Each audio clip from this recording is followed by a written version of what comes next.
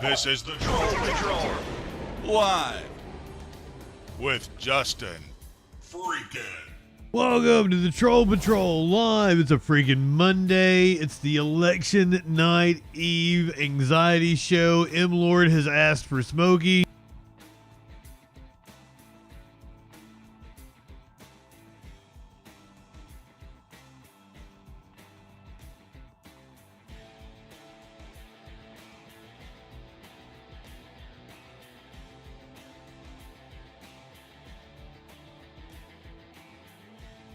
Warlord, Libertad, Energy Flow, Mr. Elwood. So good to see you tonight, Mox. The least important election of our lifetime. I don't know about that. Holiday, good evening. Smokey is a boy. He's a handsome boy.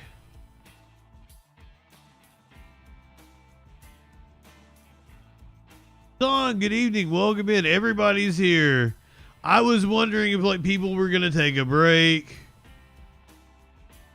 Might tune out tonight. I thought about not doing election news, political news, any news of any sorts. I thought about doing police chases. Don't worry, you're still gonna get a police chase. I'm totally gonna do that.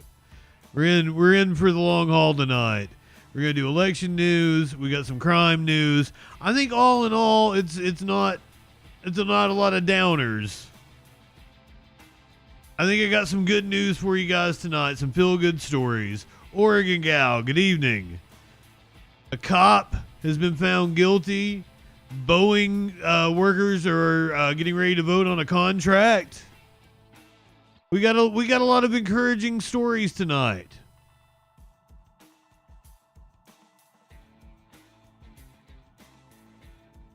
I've got a little bit of Fox for you because, I enjoy the Fox freaking out. Dude, you know that makes me have to go outside, right? And I just came back. I just came back from outside. I am thoroughly blazed. Yeah, sorry, but it's done wonders. It's done wonders for the amount in my sack, right? And that's kind of what I was thinking. This is a blessing in disguise. Having to walk outside. I smoke out of my little bowl instead of my big bong, but don't worry, I did unpack the bong today. I unpacked it. I am going the amount in my sack, exactly.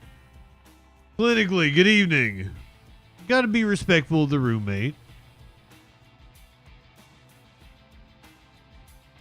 I should get a vape. I should absolutely get a vape.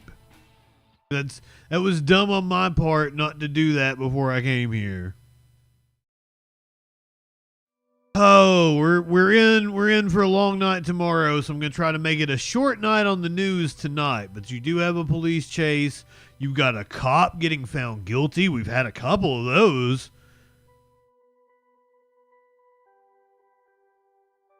No, it's all good. It's all good.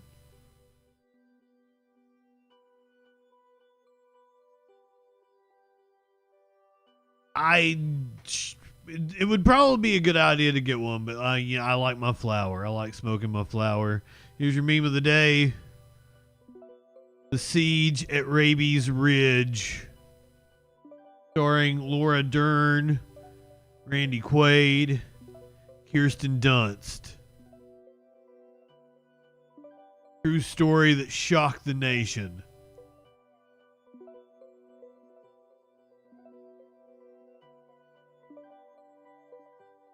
How many people in the chat get this? Everybody that was here for the early part of the show last night.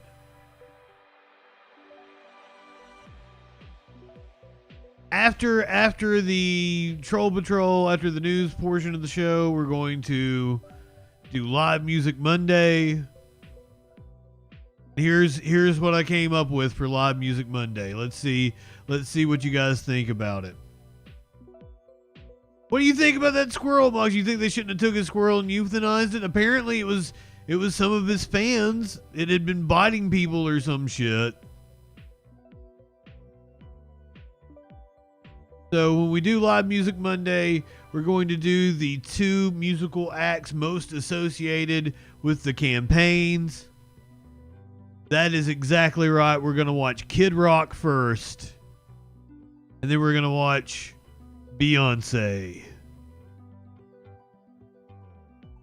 I picked Kid Rock from Woodstock 99. Beyonce from Coachella 2018.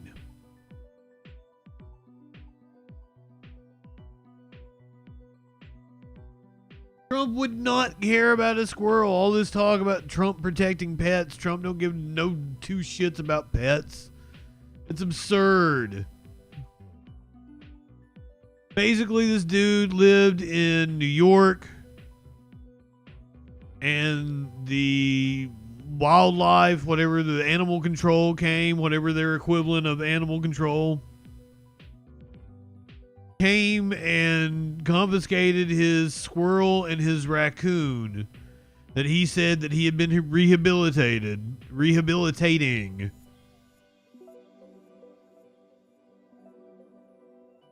The Georgia State Supreme Court, of course, not allowing like 3,000, but we're going to get to that. We're going to get to that, Warlord.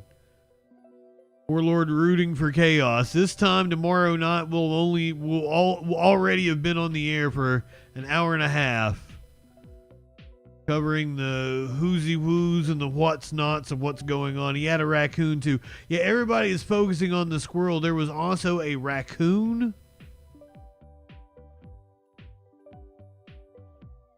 You guys want a dose of Tulsi Gabbard? People are still suffering and struggling. And I was moved almost to tears many times. I'm having a hard time with it. People shared with me their stories of loss. Doesn't want you to watch Tulsi Gabbard. For their loved ones who were killed in that disaster. There is a firefighter that gave me the squirrel or Tulsi? With tears in his eyes, in memory of his battalion chief, Tony Garrison. Things that never happened. You see, this guy's moved to tears up here. This is hilarious. 2024, because he went out to save someone's life and brought them back. He heard that there was someone else who needed help, went out, rescued them, and brought them back. They said, my parents are still out there, please. I mean, I guess she can be my Republican mommy. To find them, and never came back. If she wants to be my GOP mommy, I guess she can. Is she gonna run for another office? Has no one. Ironic. Good evening.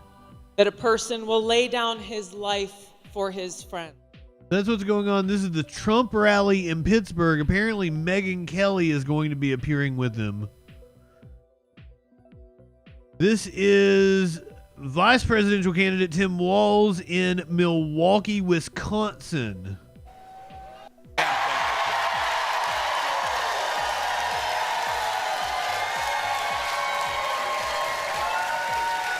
24 hours, Milwaukee, to a better future. 24 hours to President Harris.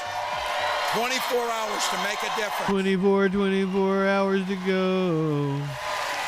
So I know this state knows a little something about winning. So here's my ask of you.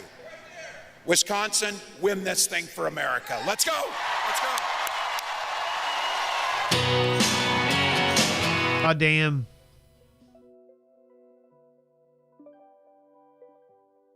Wait, was that a short speech? He hadn't come out a few minutes ago. He only spoke for 10 minutes. He came out 10 minutes ago.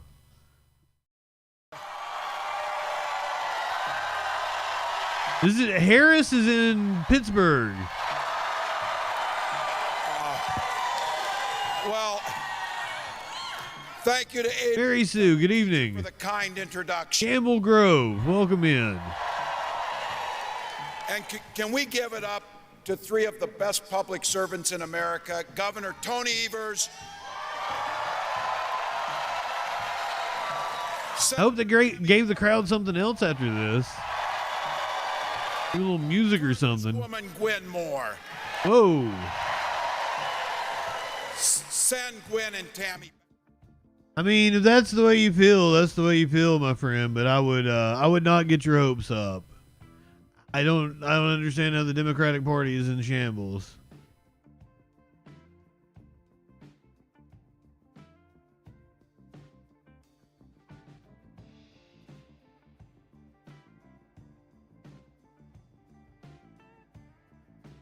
Man, damn. So this is the scene in Pittsburgh, playing Not Like Us in the background.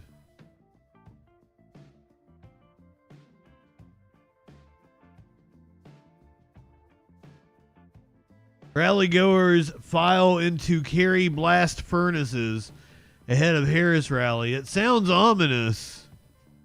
They're sending people into blast furnaces. This is one of those gentrified hipster things where they've converted an old blast furnace into a music venue.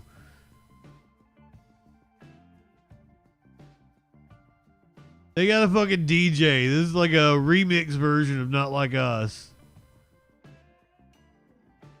Wait a minute. He released the copyright to this, didn't he? Oh, now he's using Megan Thee Stallion, so I was about ready to say, oh, I can put this up.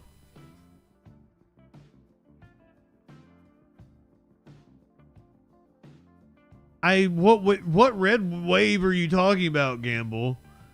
For the last 3 cycles, the Democrats have far overperformed the polls and expectations. So that's why I said don't get your hopes up. This is the first presidential election post-Roe, and all the indications are that women are going to tip it in Harris's favor. I encourage you to come back. Chat with me about it after the election. Let's see what happens. Battle of Possum, good evening. Speaking of taking care of possums,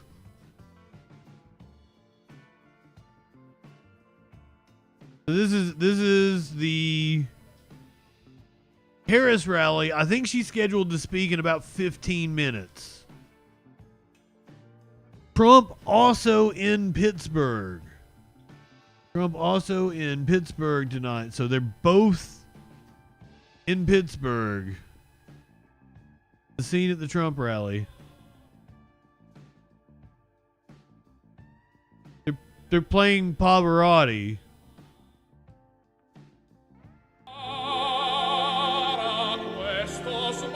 So once again, the trend continues. They're making the crowd wait forever.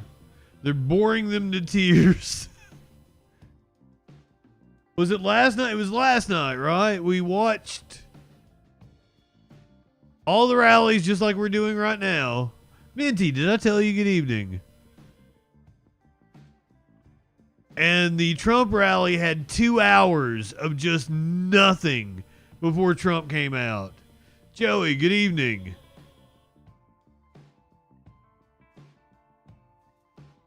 This is the scene in Pittsburgh for the Trump rally. Compare that with the scene in Pittsburgh for the Harris rally. Yeah, he does the, if you've seen the Rick and Morty episode, they love the slow ramp, Morty. Really gets their dicks hard.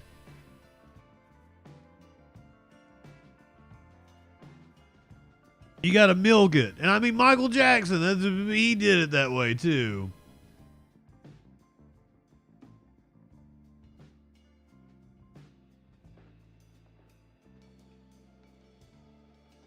Gamble Grove, if you're going to talk to me, the best way to talk to me is giving me a ring on the phone, talking to me in the Discord. That makes it much easier to respond to you, and I especially don't like the fact that you are like putting words in my mouth. I'm going to say this and you're going to respond this way. I hate a lot of dumb fuck right-wingers argue that way. It's really annoying. Like you guys speak in riddles and shit, and it pisses me off. Mr. Elwood, would you like to talk to me in Discord? We can make that happen.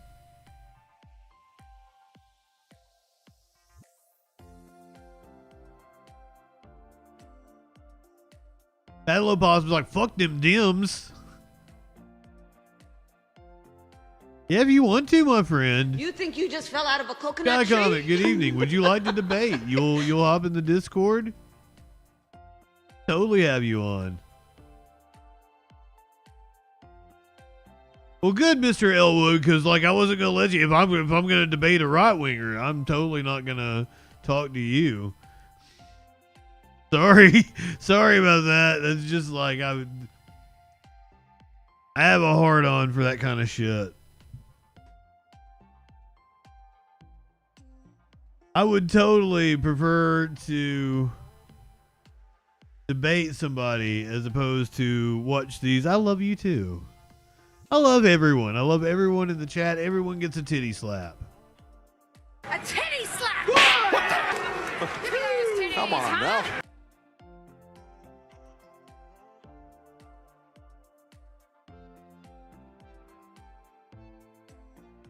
What's my political affiliation agenda?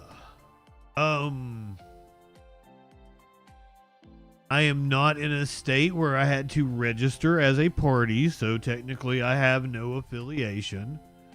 If I was to describe myself, I would say I'm a social democrat.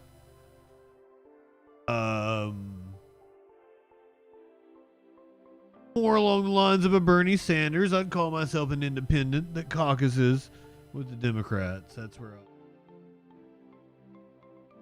agenda in 2024. Make sure that the fascist does not take the office. That's pretty much the agenda right now.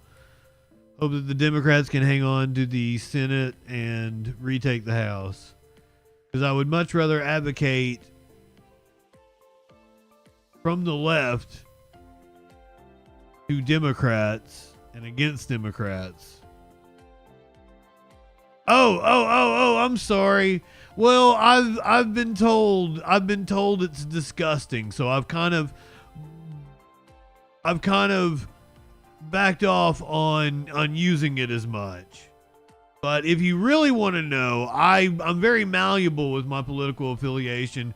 Whatever party I felt would get me closest to my actual agenda in 2024, in 2024, which is to piss in Dan Crenshaw's open eye hole.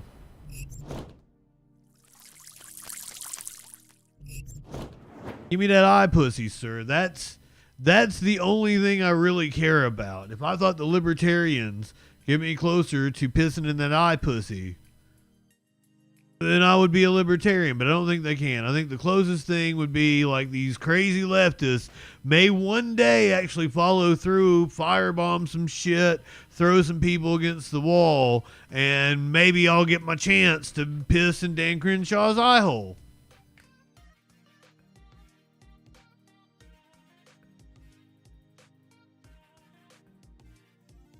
Boom, there's a Discord.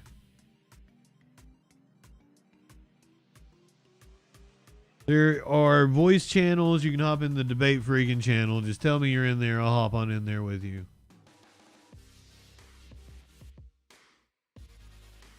This is going to be fun.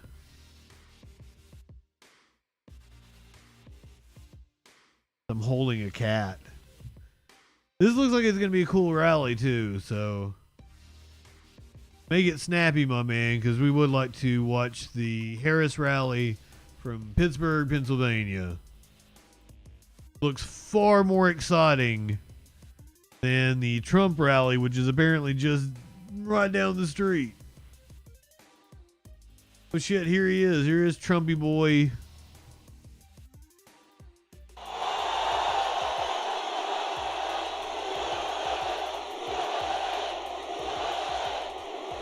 Hombre. Apparently Trump's freaking the fuck out. This is fantastic. A very, very special hello to Pittsburgh.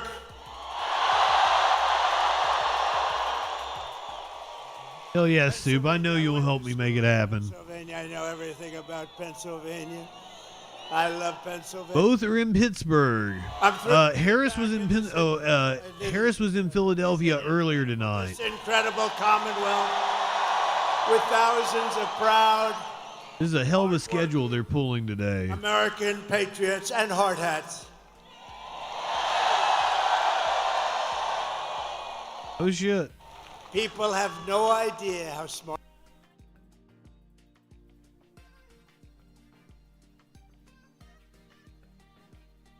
21 Vegas, what's going on? Hey, what's going on, man? How you doing? Really low. Can you turn your shit up?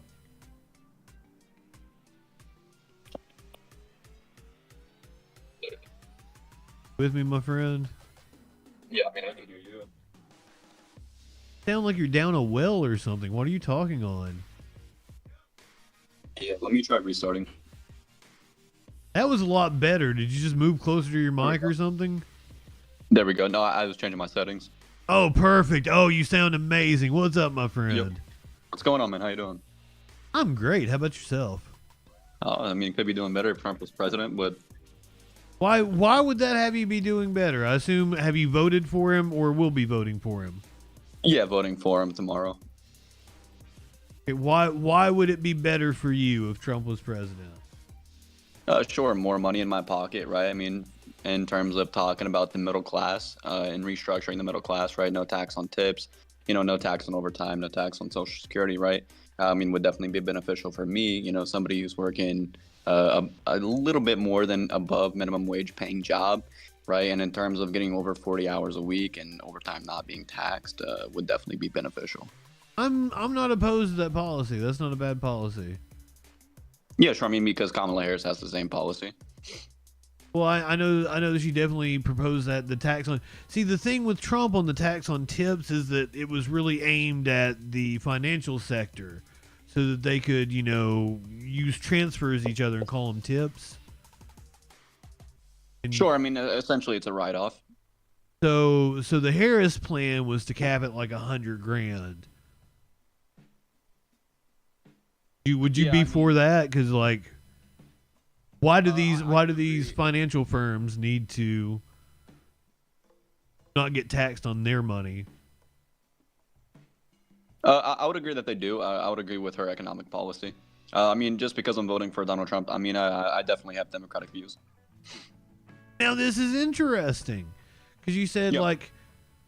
you said it was because of more money in your pocket, and then you come in here and oh well, I agree with her economic policy. Yeah, sure. I mean, I would just say in terms of who I think is going to do better, I would definitely say Donald Trump. I mean, you look at how the economy was in 2016 to 2020, and it was fantastic. Okay, Obama was president in 2016. Okay, so the beginning of 2017 then. I mean, if we're going to be correct here in a and see that's one of my things. Obama left Trump a really good presidency, and if you look at GDP growth, it started to stutter under Trump. Trump's tax cuts really helped jumpstart inflation, because we were already talking about inflation in the wood and steel markets in 2019, long before COVID. So Sure. I mean, yeah, the steel companies and the car manufacturing that left under the Obama administration was horrible. But my question to you would be, whoa. Obama saved the car industry in the U.S. Manufacturing has come back under Biden. Yeah, so what car manufacturing in particular has come back under the Biden administration? Manufacturing overall is returning under Biden. Yeah, I mean, in particular, what companies though? I'm not exactly sure. I've not really looked into that. You put me on the spot. Yeah, I mean, on because that. it would be it'd be less than 0.01%. Where are you In pulling terms that of number the from? outsourcing? Yeah, sure. On Pew Research. I mean, because in terms of outsourcing, I mean, you look at the Philippines, you look at China, you look at Thailand.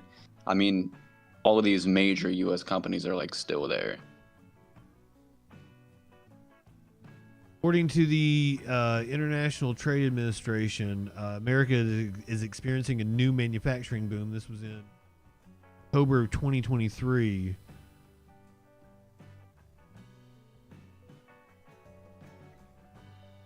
It's a really dense article, so it's hard for me to kind of, Yeah, I mean, I would definitely agree that there's companies coming back, and in terms of like the recession, in terms of manufacturing that we haven't had in decades, essentially, I would definitely say that it would be a boom.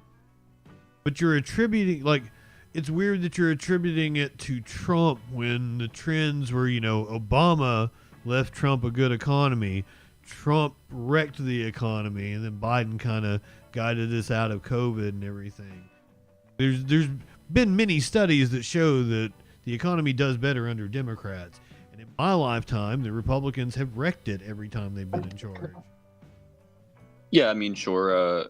I would say that there's been a select handful of Republicans that have destroyed the economy. Every single one in my lifetime, sir. Well, I mean, Trump passed record-breaking tax relief for the middle class. They doubled the child tax credit, right? Median household income reached the highest level in history. Poverty reached the lowest. Whoa. Trump did not double the child tax credit. He did. I mean, this is a fact, right? I mean, Pew Research has done multiple. No, that happened in the whatever the first Biden omnibus was. Yeah, I mean, essentially, untrue. I mean, like I said, Pew Research is completely credible. In terms of a source. No, I'm telling you, it passed in the American Rescue Act or whatever it was. Yeah, I mean, the American Rescue Plan was absolutely horrible. I mean, Kamala Harris was the tie-breaking vote for that American. But you just praised the provision of it to me. Was the child tax credit? Yeah, so I said Donald Trump doubled the child tax credit, yeah. But he didn't. That was the American Rescue Act, which you just went on to trash. Yeah, the American Rescue Plan did not double the child tax credit. It did.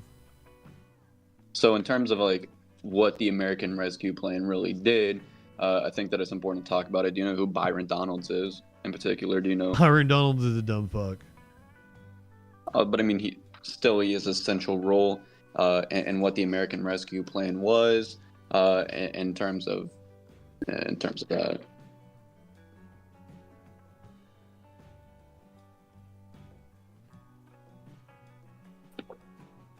I mean, just because he's a Republican, I mean, I don't think that we should discredit it in its entirety.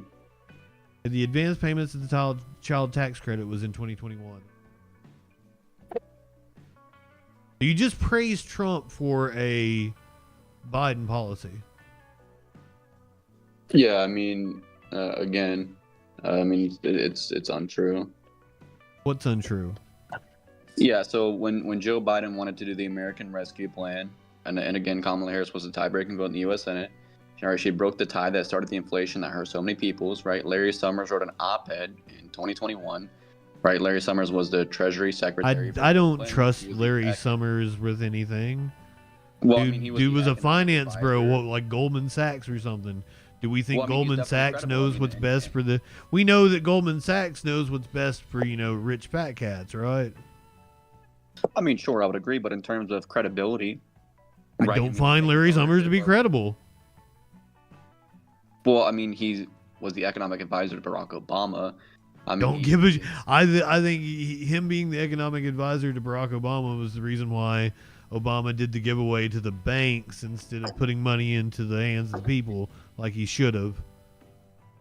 Making the people solvent and letting them pay the banks as opposed to just giving away money to the banks. Oh, okay, I mean, but in terms of credibility, Byron Donalds was... Byron Donalds doesn't have credibility with me. Larry Summers doesn't have credibility with me. But, okay, Byron Donalds was in the Budget Committee when they brought the bill, the American Rescue Plan in particular. Back to the fact that you attributed a Biden policy to Trump. The American Rescue Plan has no ties to the Trump administration. The child tax credit was Biden. So to say that under the Biden-Harris administration, the child tax credit has doubled, it's definitely a fallacy. It's definitely not true. In terms of looking at... You don't know what fallacies are, my friend. They're names to the fallacies. Yeah, so it's definitely a fallacy in terms of saying that's something that's not true. I mean, it's definitely not true. I just looked it up and told you it was in 2021. Who was president in 2021? That was Joe Biden, right? Yeah, I mean, of course. It happened in you trashed the legislation that actually passed the child tax credit that you praised Trump for.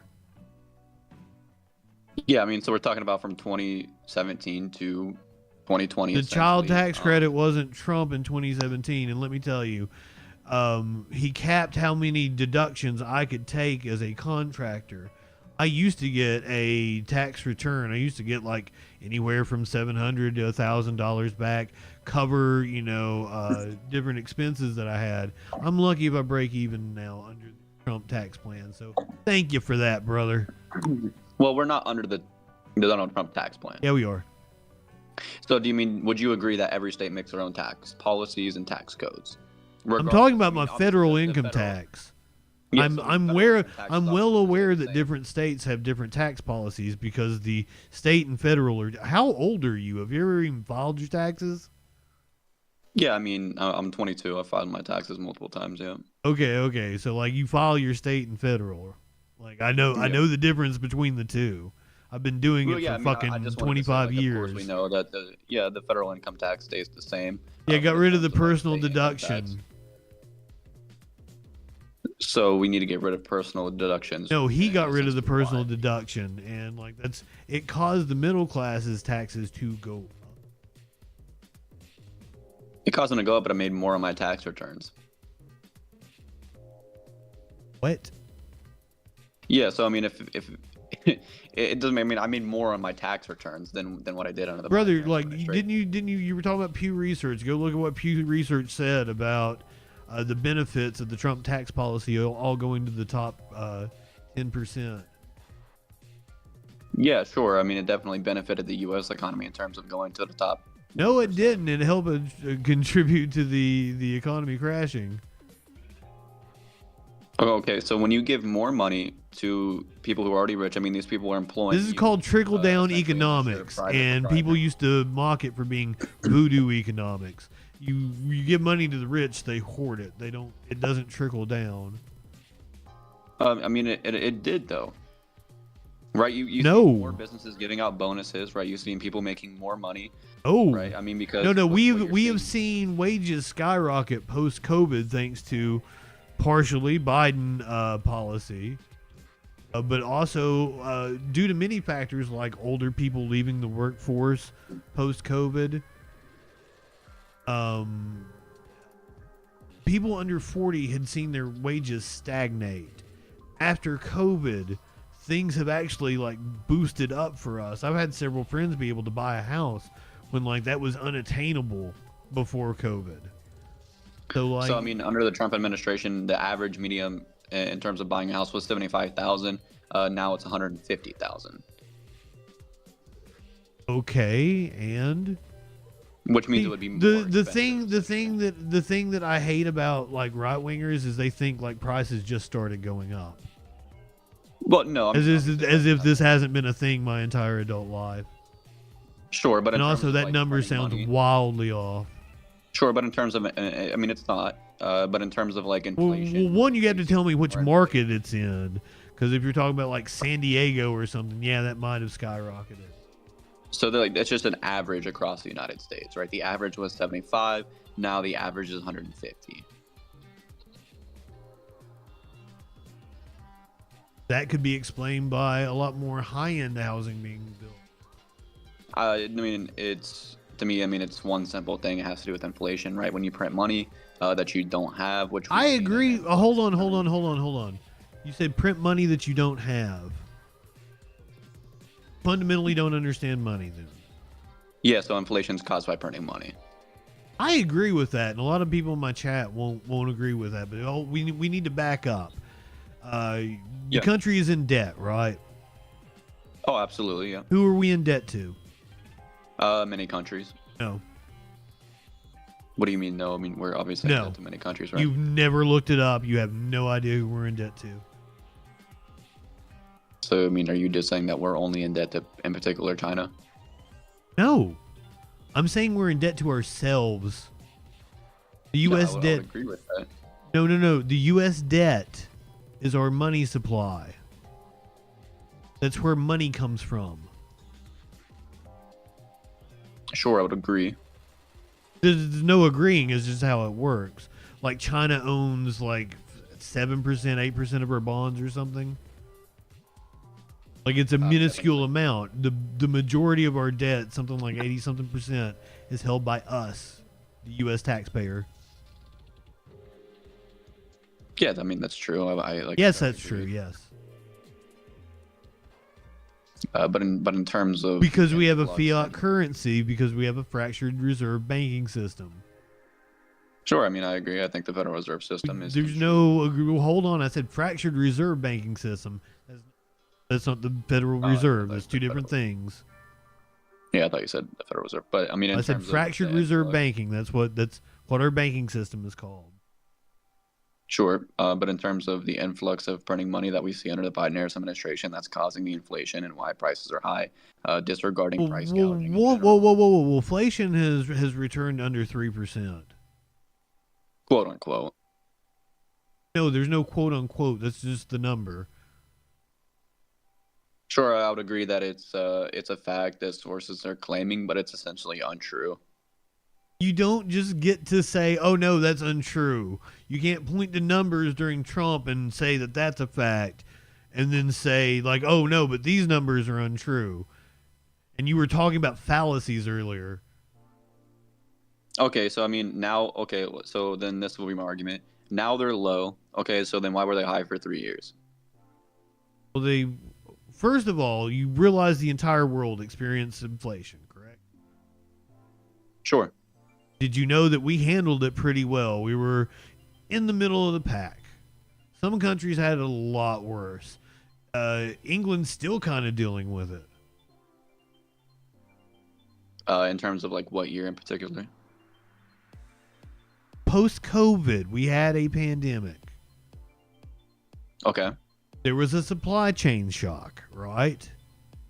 Yeah, sure. I mean, people, these companies. For a good portion of the summer, there were like shipping containers that were over in China that couldn't get here. There were a disconnect between the goods and how they flow, but we've gotten all of that work back out. That was some of the inflation, and then a good portion of what you're calling inflation was just companies jacking up the prices because they could. No, I mean, a good part of the inflation right now is, I mean, in what was for the past 3 years, to say, I mean, quote unquote, it's apparently good now. I mean, for the past 3 years, it obviously hasn't been. I mean, when you print money and you're sending billions of dollars and millions of dollars to aid foreign countries, and it's money that we don't Brother, have you're just repeating right-wing talk. This is every AM right-wing radio. You don't understand how our money supply works. You don't understand what the Federal Reserve does, and yet you're trying to have opinions on things you don't really know about. Can you grant me that might be possible? No, I mean, because you can't say that it's not true when you print money, which causes inflation. No, I agree.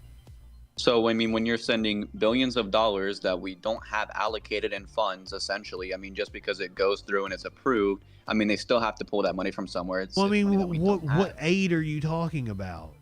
Yeah, so, I mean, when you look at the aid to Ukraine, you look at the aid to Palestine, you look at the aid to Lebanon. The aid to Palestine? Yeah, so, I mean... My God, my friend. So, I mean, if you're denying that we're sending aid to Palestine. We're not sending near enough aid to Palestine. Well. Why did you mention aid to Palestine and not the weapons we send to Israel? Do you know the disproportion with that one? Yeah, I mean, so I would also say the weapons that we send to Ukraine and Israel is a positive for the U.S. economy. It's a positive for a certain sector of the U.S. economy. Defense contractors, Wall Street does pretty good. But in terms of like dollar bills, yeah, that definitely hurts the U.S. economy. I mean, when you want taxpayers to pay more because you're allocating funds that we don't have, it's definitely going to be hurting the U.S. economy. I don't want taxpayers. Well, first of all, like we pay some of the lowest taxes in the world. Sure, I mean, but in the industrialized world. But for the past 3 years, taxes were increased because of the spending to foreign countries. Our taxes have not. No. We're still under the 2017 Trump tax policy. There's been no increase in taxes. The child tax credit expired because the Republicans wouldn't renew it. So, I mean, essentially, we aren't under the Trump tax plan like everybody wants to believe that we are. Again, the federal income tax is, it always stays the same. But in terms of just because you live in a predominant blue state, right, and your taxes essentially haven't changed, I mean, it is not true. I mean, you look at the predominant. The fuck are you talking about, dude? What tax policy has Congress passed since 2017? In regards, I hate to let you. This is probably going to blow your mind. We're still operating under a Trump budget. They have done nothing but pass continuing resolutions the entire time the Democrats have been in office. In regards to what in particular? The budget. So it's not true. I mean, you look at FEMA in particular; they've received more funding. I mean, well, yeah, supplemental funding, brother. You don't know how anything works. We are still under the Trump budget because they've been passing continuing resolutions. When they talk about the omnibus bill and the Republicans want to shut down the government, that's what they're trying to pass a budget, and they always just end up passing a continuing resolution. We're under like Trump's budget. We're still under Trump's tax plan. You don't understand how anything works. If we were under Trump's and budget, brother, like you were. So that was 7 years ago when that was passed. You said you're 20. You were 15 at the time. Holy shit, my friend. And you're trying to talk to somebody with a degree in political philosophy who has spent 25 years covering this shit, and you're trying to tell me I don't know what I'm talking about. Yeah, I mean, I don't need a college education to do my own research on a free education I can get for $75. Oh, yeah. All right-wing dumb fucks are like, I do my own research. Well, I mean, so you can get the same education for 75 cents in late fees at a library. That's not true.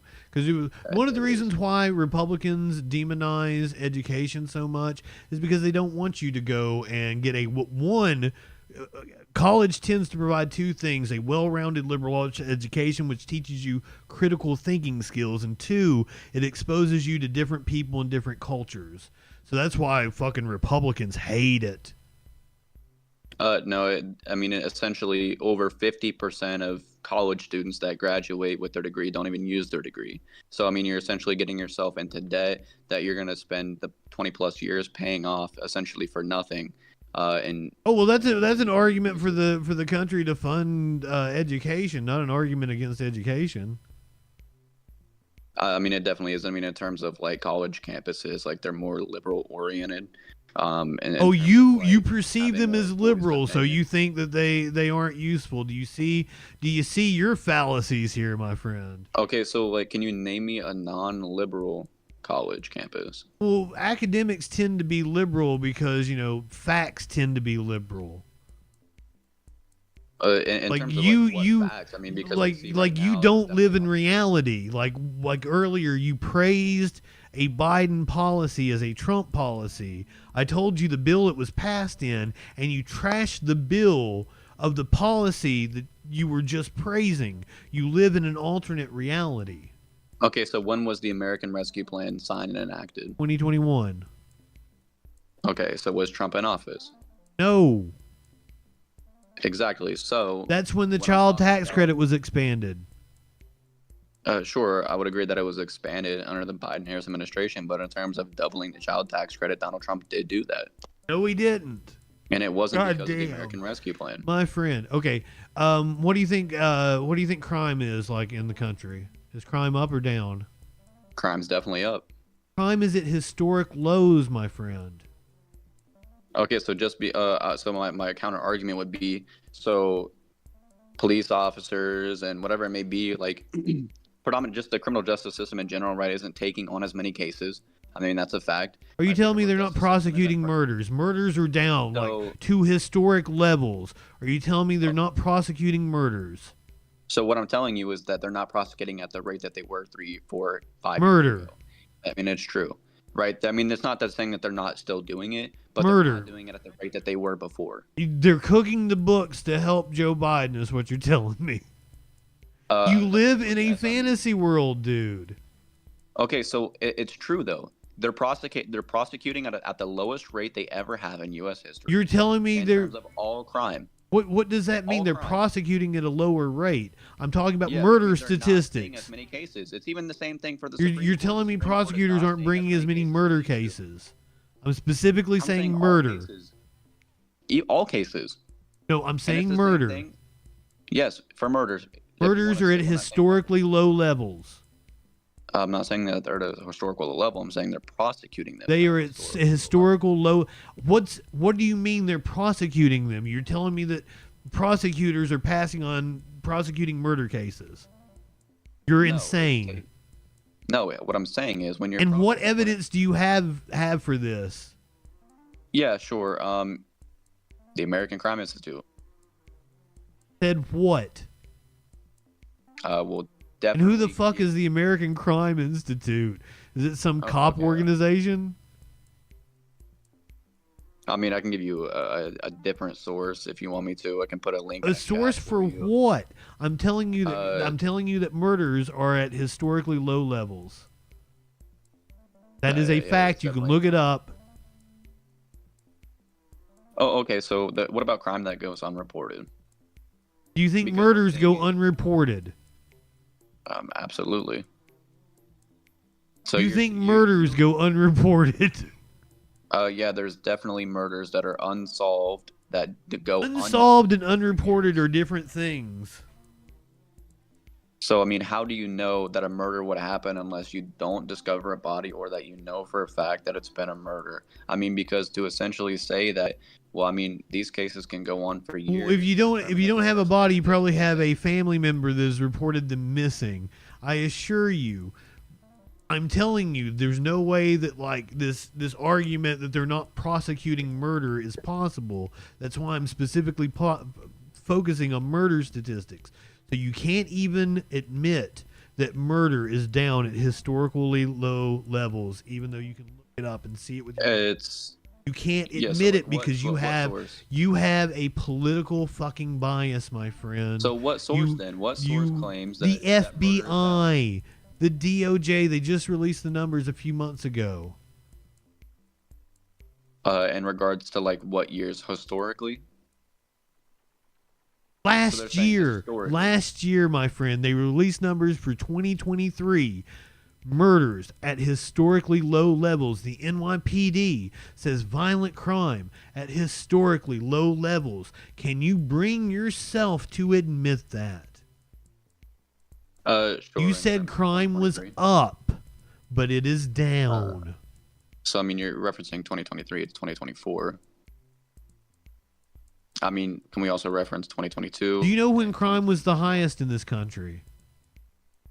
In regards to a specific administration or just a year in general? No, just a year in general. I'm not sure in particular, no. It was way, way higher in the 70s and 80s. I could see that, sure. Like leaps and bounds higher. So I keep telling you, it's at historically low levels. Oh, did it peak in the 90s? Okay, it shot down during the 90s. And we have been at historically low levels for like the last 25 years. I mean, so in terms of historically... It spiked a little bit during COVID, and now we're back down to historically low levels. Yeah, I mean, so I would agree that when you say historically, I mean, obviously the discrepancy is going to be what was going on at the time. But in particular, there's essentially nothing going on. I mean, when you look at what's happening in Chicago... There's nothing going on in your head, my friend.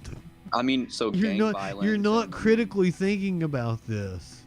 Why can't you see?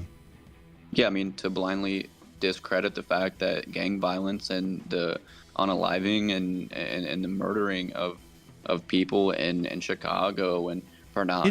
Brother, let me tell you a fact. Hold on, let me tell you a fact that's going to blow your mind. You've been listening to too much right-wing media. Let me tell you this fact. It's going to blow you the fuck away. Chicago doesn't even rank in the top 20 cities for murder. Well, it is one of the safest big cities in the world. I agree. I never said it was the highest. you brought up Chicago, so you would, because you've been listening to like shit like Fox News tell you that there's gang wars, that you walk out on the street in Chicago, you're gonna get shot. Not even in the top 20 most dangerous cities in the country. Sure. So when I bring up Chicago, And for it to be the third largest, I believe, the third largest city in the country, that's insane that it's not even in the top 20. That's how safe Chicago is. So why would you throw out gang violence in Chicago? Because you've been programmed by propaganda, my friend. So I mean, I never said again. I mean, you're cherry picking in particular. No, you said Chicago, No, motherfucker. I didn't. That's not cherry picking. Yeah, so I said Chicago. I never said that it was a high crime rate. I'm bringing up Chicago because, I mean, there are gangs. I mean, the predominant gangs there in particular are extremely Okay, violent. cool. I mean, There's they're crime in not- places, but crime is at historically low levels now, and you didn't know that. You didn't know this basic fact because you've been consuming right-wing media, and it's fucking warped your head. Let me give you another one, man. Do you think that Joe Biden has killed the oil industry? Absolutely. Do you think he's killed the oil industry? I mean, when you look at OPEC, sure, the president doesn't control gas prices. But in terms of, like, how much you drill, I mean, sure, we're drilling at a more than what we have in historically, right? We are producing more oil and natural gas than any country in the history of the planet. Sure.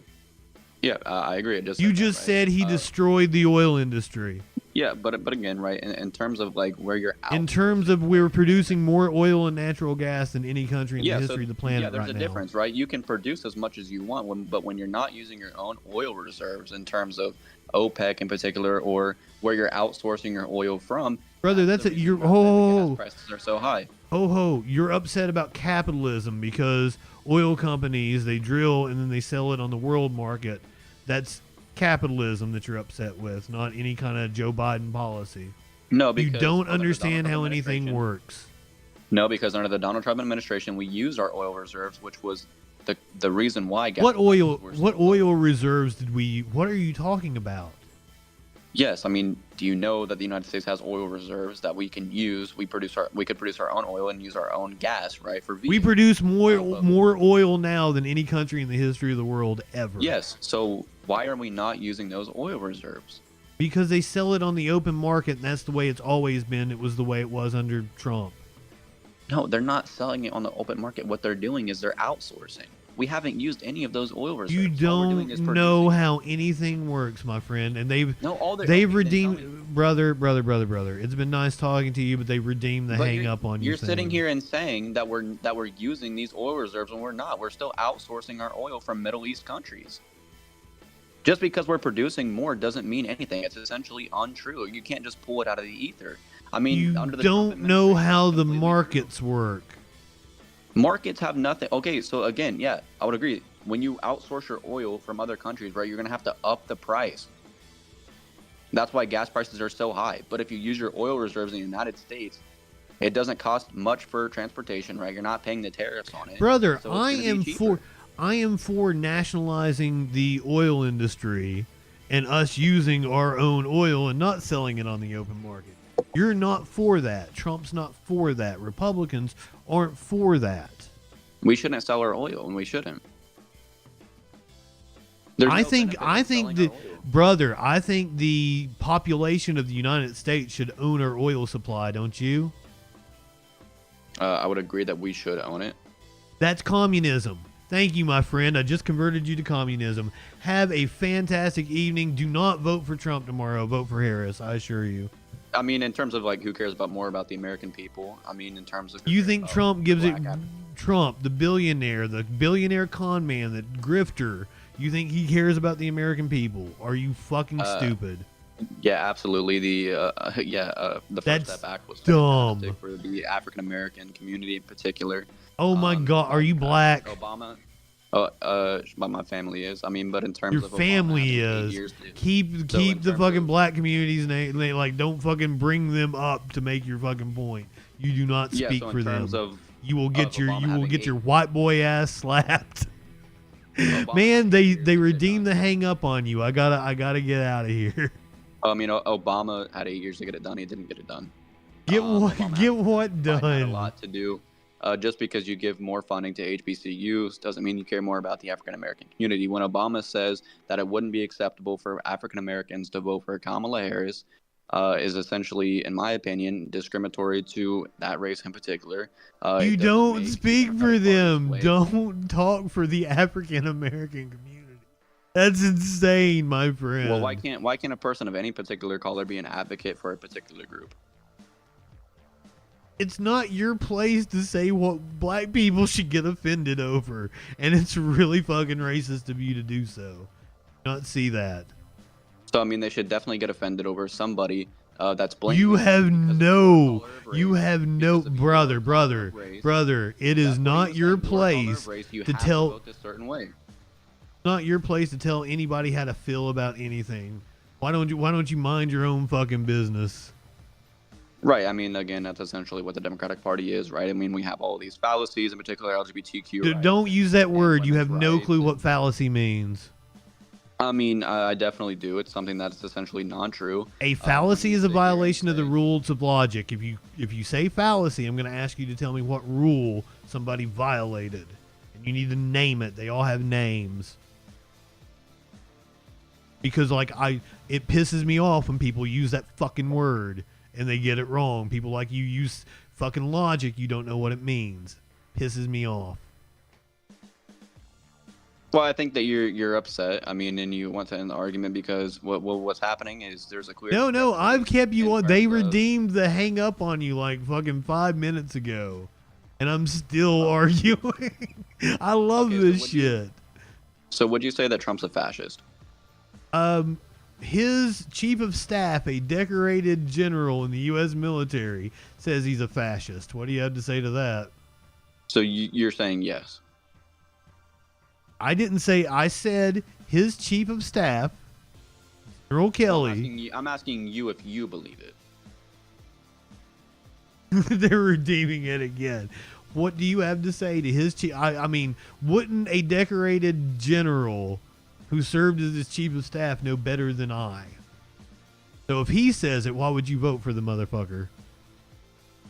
Yeah, I would vote for him in terms of when we talk about military presence and the 16 Medal of Honor recipients that endorsed Donald Trump, right?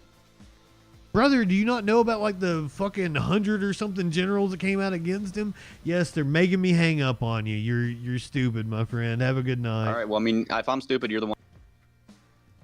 Oh man, I would like to hear what he said. That was painful. Oh my god.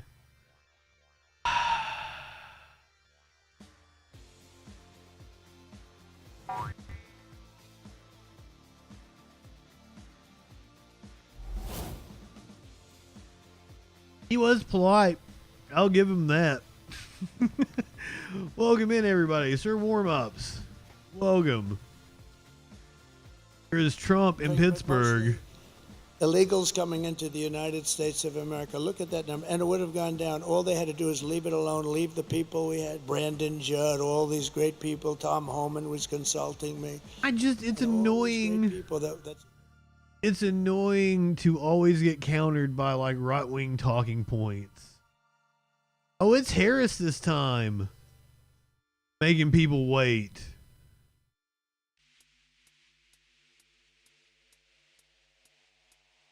He's the one with the anxious crowd. Trump's out here talking to people. That's a cool little setup, though.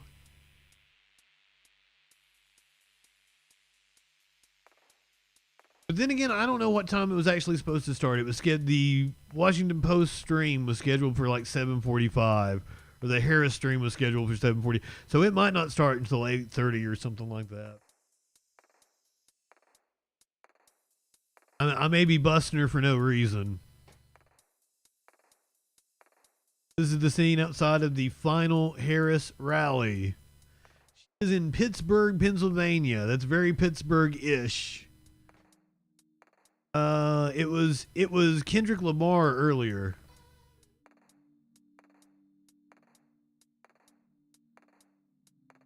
I don't think I recognize this. All right, somebody redeem the marijuana, so I'm going to leave you guys with Trumpy Boy. When we come back, we're going to do the news. We're going to try to do it fast. They're going to build the largest auto plant. I was making a speech. It was not Springsteen. Also, we're doing Live Music Monday directly after the stream. I picked the 2 acts most closely associated with the campaign. So we're going to watch Kid Rock and Beyonce. Kid Rock and Beyonce for Live Music Monday tonight. Credit, we love Elon. He gave me another of the greatest. You know where he is right now? He's in another part of your state. He is now in Pennsylvania campaigning for Donald Trump because he thinks it's the single most important thing. They were playing opera earlier. Had some Pavarotti going right before he came out, too. He said something to me that was interesting. Because nobody knows computers. That rocket I was telling you about, the way it laid down, he said that's all computers operating the engines. The engines are the easy part. He said the computers, it's tremendous computerization, the way it just shifted it over, so beautiful. But I said to him, what do you think about it? Because he really is watching this whole voting process. And he said, you know, computers are the greatest. He looked at some that were just shipped in, some of these vote counting computers. He knew it before it even came in the door. He looked like at the back of it. Oh, I know that one. I mean, he knows he knows this stuff better than any. And he actually said, and this is for the good of everybody. It's the good of mankind, essentially. If you look at France, if you look at all these, they had their mail-in voting. They all gave it up. That nobody does like we do. And Gavin Newsom, look at Gavin Newsom. So now not only is voter ID no good, if you're an official and you ask somebody for voter ID, I'd like to see your voter ID. You have committed a criminal act. Do you believe it? The mere asking. He just signed the bill. That's right, Megan, isn't it? The mere asking. This guy just signed the bill, and an official says, I'd like to see your voter ID. He's guilty of a crime. This is crazy. And there's only one reason they want to do that, because they want to cheat. But Elon Musk said to me, I hope I'm allowed to say this. I think I am, because one thing, he's out there. He's a guy. He just wants the truth. He's an incredible guy. And he said, computers aren't meant for this kind of stuff. He said, there's only one thing you can do. He's the most sophisticated guy in the world when it comes to computerization. He said, the only thing you can do is paper ballots, same-day voting. You know, paper is very sophisticated. Watermark. It's very sophisticated.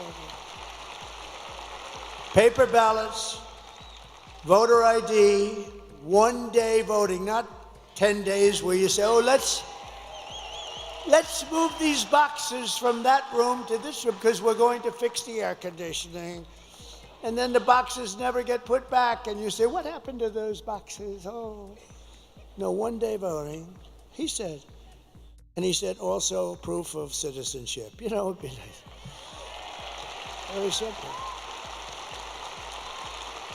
And you'll have your answer as to who won and who lost by 10 o'clock in the evening. Nobody's going to dispute. France had it, 37 million votes, and we knew who won and who lost at 9:30 in the evening. That's the time that they said.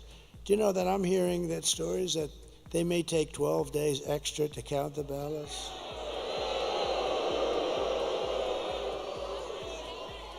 And bad things happen when you do that, although today we won a very good case in Georgia, where the judge ruled that no, they're not allowed to have unlimited extensions for the votes to come in. That's what I was. We have unlimited extensions. Oh, we just found 100,000 votes just poured in from the. No, we got to straighten out our, it won't affect me after this. We have to do it. We have to win the old-fashioned way and then fix it, but we have to fix it. We can't allow this to happen. And remember, the states are essentially an agent, if I can use that term, but they're an agent of the federal government. The states are doing the collecting, so to speak. And they have to take their orders from the federal government. And how can you do this where they say it's going to take days? He likes to steal my chair. The other thing is, if you go to a paper system, it'll cost you 8% of what all of this fancy. Ponder Monkey. Who else? But Elon dug in said here? that there is no computer in the world that can't be broken into very easily by somebody that's computer smart. Like somebody who's computer smart. Girl of the Gray, welcome in. I said, B minus. Several of you might have snuck in during the debate I had. They love Barron. I say, Barron, you're always on your computer. I think you have to. I thought I did a good job of dealing with him. But, like, there comes a point where I just, you give up. Like, you can't argue reality with people. Like, brother, like, crime is at historical lows. Oh, but they're not prosecuting murders.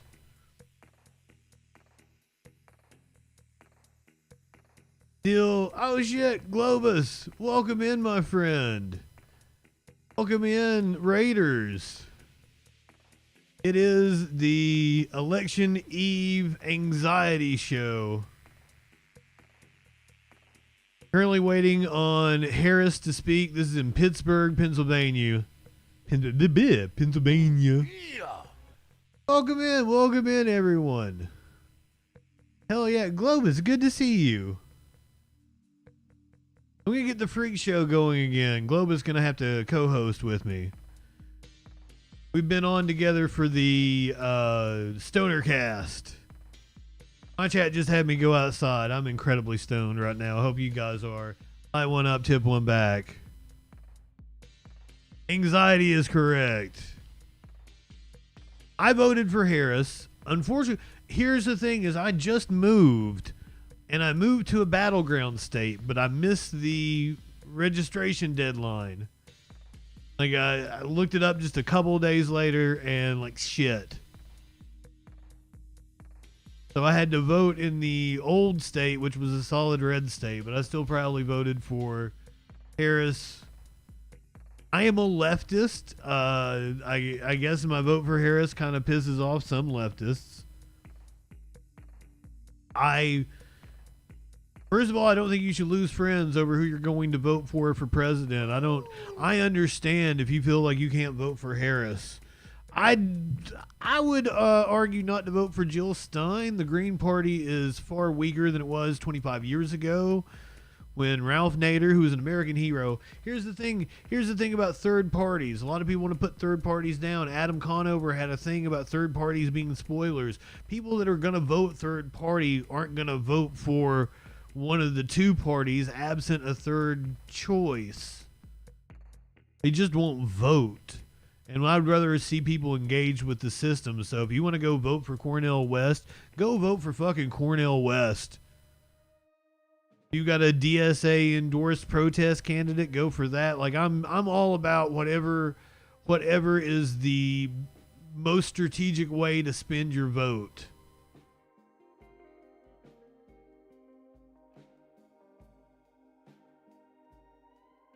Zoltan Istvan here's the thing if I had it to do over again, once again this was another one of those I moved and missed the registration deadline and then didn't vote in 2016 and I wasn't energized about Hillary anyway, but I feel bad about that.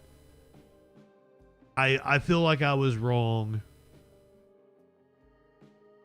I think not voting is kind of like giving up your place at the table. I think I can point to baby boomers. Baby boomers vote consistently, and they get what the fuck they want. But it takes years. You can't just vote in one election and be like, oh, well, Joe Biden didn't do this, didn't do that. It takes time. Like I've studied politics and watched the crazies take over the Republican Party since like the Pat Buchanans were the nut jobs of the Nixon administration, and they became like that's what the party is now. It's a bunch of Pat Buchanans. This is the spirit that Donald Trump has harnessed, and it's scary. I was on the Bernie train. I am 100% against any barrier to voting. I think voter ID laws are restrictive and unconstitutional unless you're going to give out a voter ID to everybody, which I could get on board for that. You're going to give out some form of ID. You're going to give a personal identification card. I'm totally cool. Do that. If you're going to require it to be law, I feel like that has to be done with it. Also, I always thought FTW meant fuck the world. So I see that in like a free ID cards, fuck the world. So this is live in Pittsburgh. Trump also in Pittsburgh, and he's probably saying some crazy shit. Ooh. Think of it. Adam Shifty Schiff. He's got the kids. One of the truly unattractive people. I call him Watermelon. That Tiffany's husband over his right shoulder. He's got a neck that's about 4 inches around. He's got a watermelon on top of it. But he's not a stupid person, but he's an evil. Levi loves you. And he's likely going to be a senator, unfortunately. Mark Eater, I like to acknowledge everybody individually when you guys come in. But our movement. Sorry, I didn't get all the Raiders.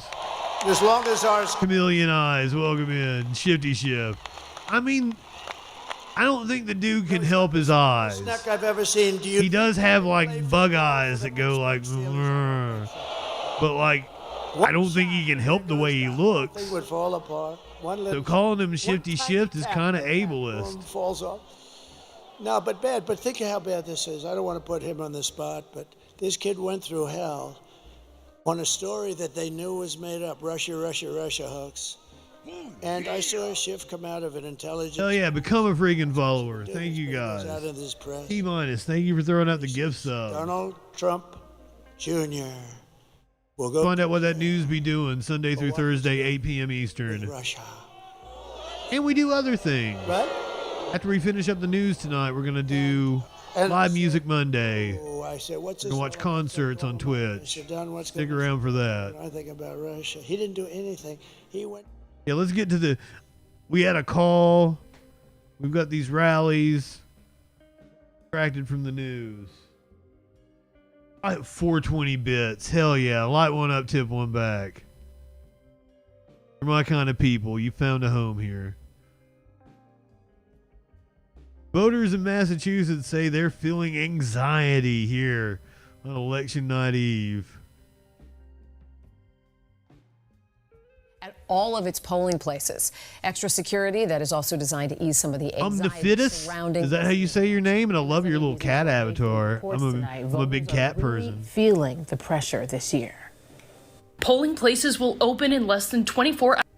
Voters will decide who they want in Washington. I will always vote. But dedicated day of voter Fred Campbell admits this time around feels different. You're inundated with advertisements, and I'm just filled up to here.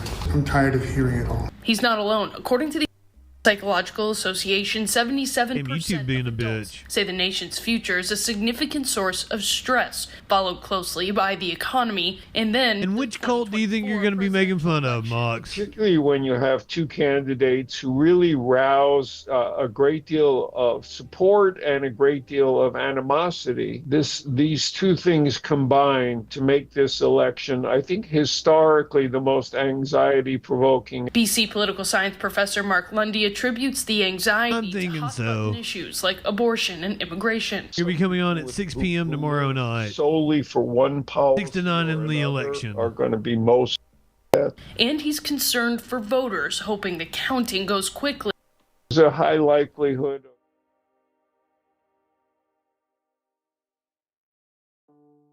Video was fucking with me. Law enforcement says they ain't taking no shit. Let's go to Larry Krasner, the DA in Philadelphia, laying down the law earlier today. I want people to be reassured that when they get up tomorrow to go vote, if they have not voted already, that everybody in this city is working and has been working for months to make sure that there will be nothing tough about that experience and nothing to fear in that experience. But I also want to be clear, anybody who thinks it's time to play militia, F around and find out.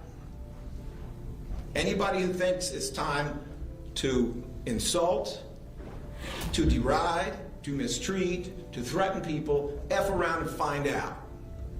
We do have the cuffs, we do have the jail cells, we do have the Philly juries, and we have the state prisons. So if sounds like a threat to me. Election into some form of coercion, if you're going to try to bully people, bully votes or voters, you're going to try to erase votes, you're going to try any of that nonsense, we're not playing. F around and find out. So I want people to be reassured. Mox is correct. Insulting people is protected under the First Amendment, and I am very thankful for that. We need to keep that going. One of my favorite fucking things to do.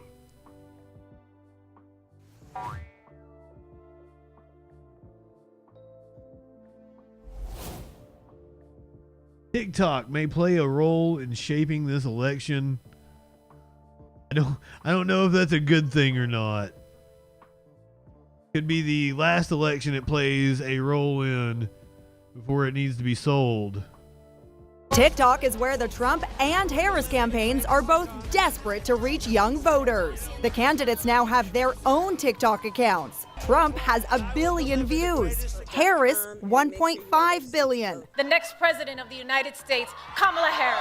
Her TikTok with Jennifer Lopez got 15 million. I didn't realize it was Jennifer Lopez. TikTokers are making I thought it was for Melania. themselves, pushing their candidate of choice. The only way to get Kamala Harris to work is if you leave a trail of margaritas into the Oval Office like Hansel and Gretel. Link Lauren's attacks on Kamala have gotten the attention of RFK Jr. Someone on the campaign kept seeing these videos and they said, would you want to come to the house and meet Bobby? And I said, Bobby Kennedy, sure. So went over to the house, they ended up hiring me. When Taylor Swift endorsed Kamala Harris, TikTok went wild. To see so many Swifties come out and understand the importance of voting. I am for public financing of campaigns. About what you believe in. But not all Swifties have fallen in line. Kaylee Lynn is a pro-Trump Swiftie. She even changed some of Taylor's lyrics.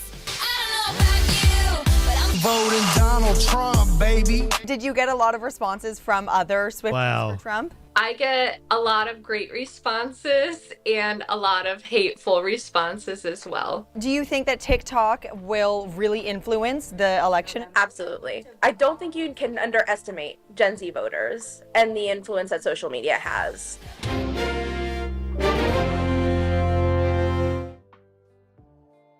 Can't underestimate the influence that social media has. I bet the guy who assassinated Osama bin Laden was wishing that it didn't have so much influence, but he hasn't taken it down yet. I don't know who this Harry Sisson is. People keep talking about him like I should know who he is, and I don't. Sorry. But he said we're Gen Z voters and we're all proudly voted for Kamala Harris. Real men support Harris. This is the Marine? Oh, a SEAL, the Navy SEAL that assassinated Osama bin Laden. Responding to him, saying you're not men, you're boys. If there was no social media, you would be my concubines.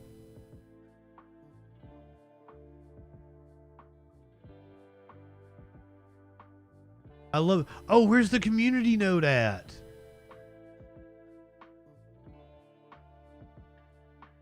Oh my God, it was amazing. Because now I don't remember the word that it said. It's like the word he means is this. Aw. What a weird thing to say.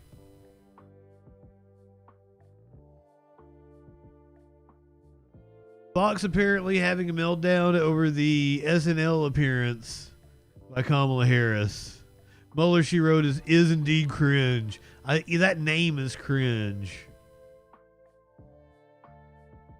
Oh, it's Harris Faulkner. All right, we're counting down by the hours until the polls open tomorrow, and national polling still shows former President Trump and Vice President Harris in a dead heat. Trump leads in the real clear politics average, and get this, by 1/10 of 1 percentage point. Okay, I don't even know how they measure that. Anyway, that same survey finds a whopping 74% of voters say they feel the country is headed in the wrong. Thank you for being a freaking follower. Well, that includes half of VP Kamala Harris's supporters. and nearly all of those who back Trump. So half of the people who say they support her know that she was there for the last 4 years, and they think we're going in the wrong direction. Why are they voting for her? One voter with his take on the track of the country right now. The main issue was just the fear of people voting in a direction that's going to take our economy in the wrong direction. My biggest priority is my family. I have 3 children. The economy does better under It Democrats. doesn't change. It's going to be a hard candy Christmas this year. Ari Fleischer, former White House press secretary and Fox News contributor, and Focus with me now. Look, everybody's been saying. Ari Fleischer was the press secretary under George W. Bush, who wrecked the economy. Wrecked the economy in 2007. One of the worst financial crashes of all time. So keep that in mind. Saying how tight this is going to be. We just saw Donald Trump give a speech. We'll see Kamala Harris a little bit later today. What matters now from both of these? Fleischer didn't wreck the economy. He was the press secretary for Bush. Well, what matters who did. is don't make any big mistakes between now and tomorrow. I mean, that really is it. When you're dealing with the undecideds who are the few people left in America who have not made up their mind, don't say anything that scares them. That, to me, is the biggest thing the candidates can control in the next 12 hours, Harris. Well, we don't say anything that scares them. I wonder who that's directed at. Part of the closing argument from the former president moments ago, it was all about the border, which is his sort of leadership brand. I mean, we didn't have the problems that we have now and have had for nearly 4 years under him when he was president. So he's there. This is an interesting place for Kamala Harris to go last minute. And now NBC News is scrambling to right a wrong. The network allowed Trump last night to air a free 90-second advertisement during Sunday Night Football, the NFL, and a NASCAR event in order to try to comply with the FCC's equal time regulation. They violated that regulation. Here's part of it. Didn't think that was a regulation. Just remember, Kamala and her friends broke it. I'll fix it. Most important election in the history of our country. Go and vote. Yeah, a lot of people saw that ad, and he got it for free. I don't think there's any regulation. They just probably did it to. NBC invited Vice President Kamala Harris for an SNL cameo over the weekend, an invite that was not extended to the. He was on SNL in 2016, though. Like, I mean, it's not like he hasn't been on there. Hillary was too, though. But, like, I don't think there's a regulation. I think they probably just, GE has a lot of business before Congress and a president that might be retaliatory. So they wanted to schmoz. Other presidential candidate, Donald Trump. FCC Commissioner Brendan Carr says this. It used to be. I think they repealed it. Knew what they were doing. They appear to have tried to jam the opposing candidates, and they thought they could get away with it. And as you noted, they've apparently tried to give out some last-minute airtime here, but only after a real ruckus was made, and they were called out for this. So, Ari, what is your, well, first of all, what was your reaction to how quickly this was dealt with and how serious it was? Well, a couple things. For people who discount how Republicans say all these institutions, particularly Hollywood, the media, are stacked against Republicans, this is last-second proof perfect that Republicans are right. NBC did this trying to jam it in at the last second. So these Republican charges of bias are always accurate for the media. But look, Saturday Night Live is an overwhelmingly Democratic audience. It is young. It is not typically a Trump voter. And so they did what they did. The worst thing in the world would be for Donald Trump to try to, do something on Saturday Night Live.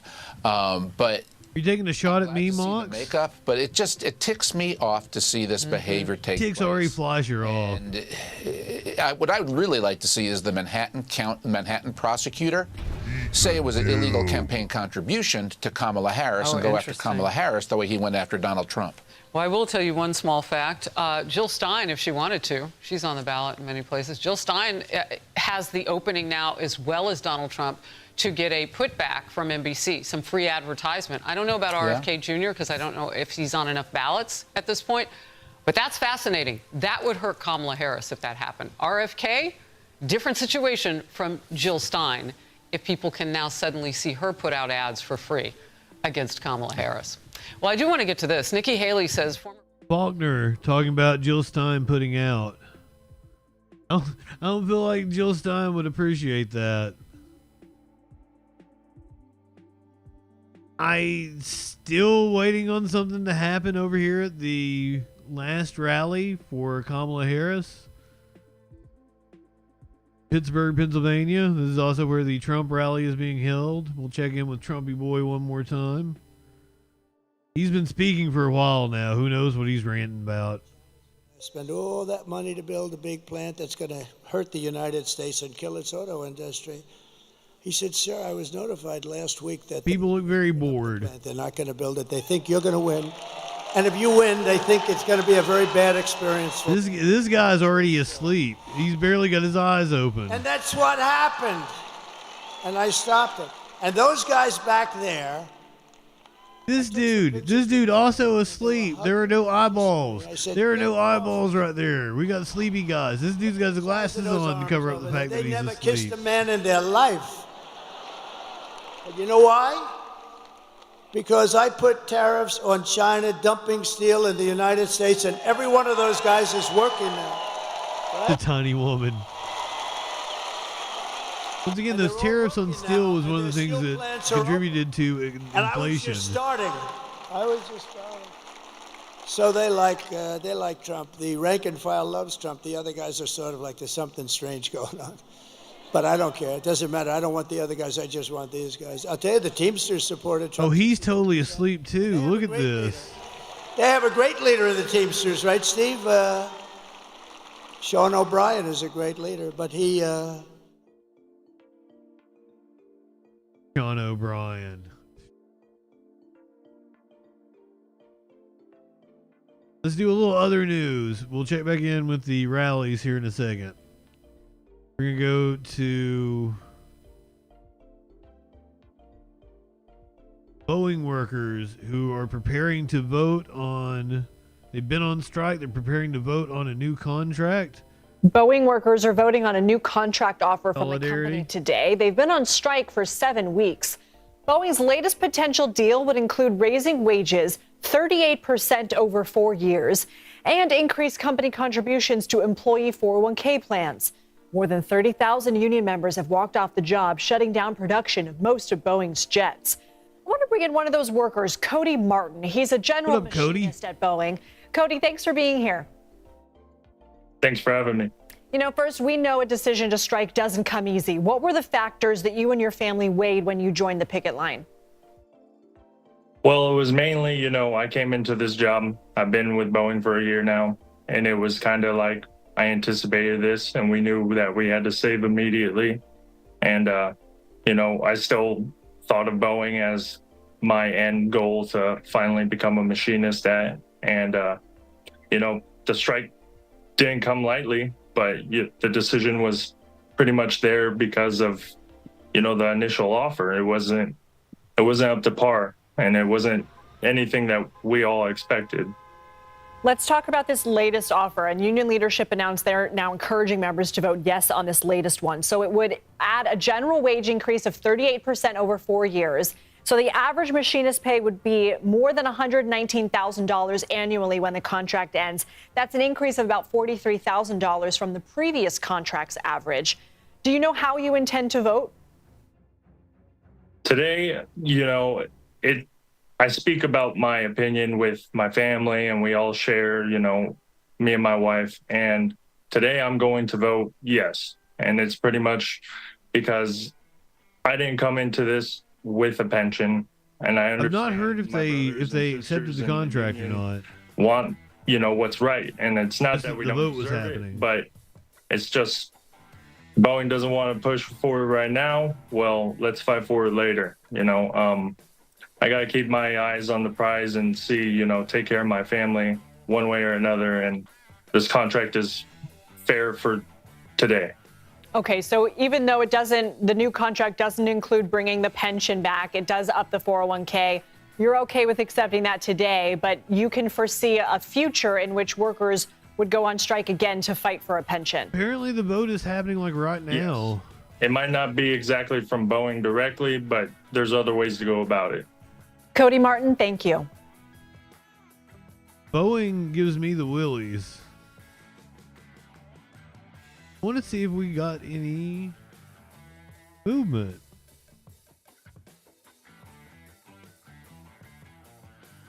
Not,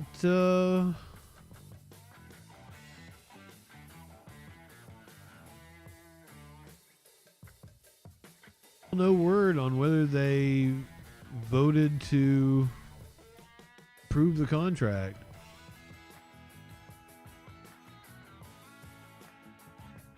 Try to check back in, get you word on what's happening. Producer Dave, welcome in Echoplex Media. Echoplex Media, boo.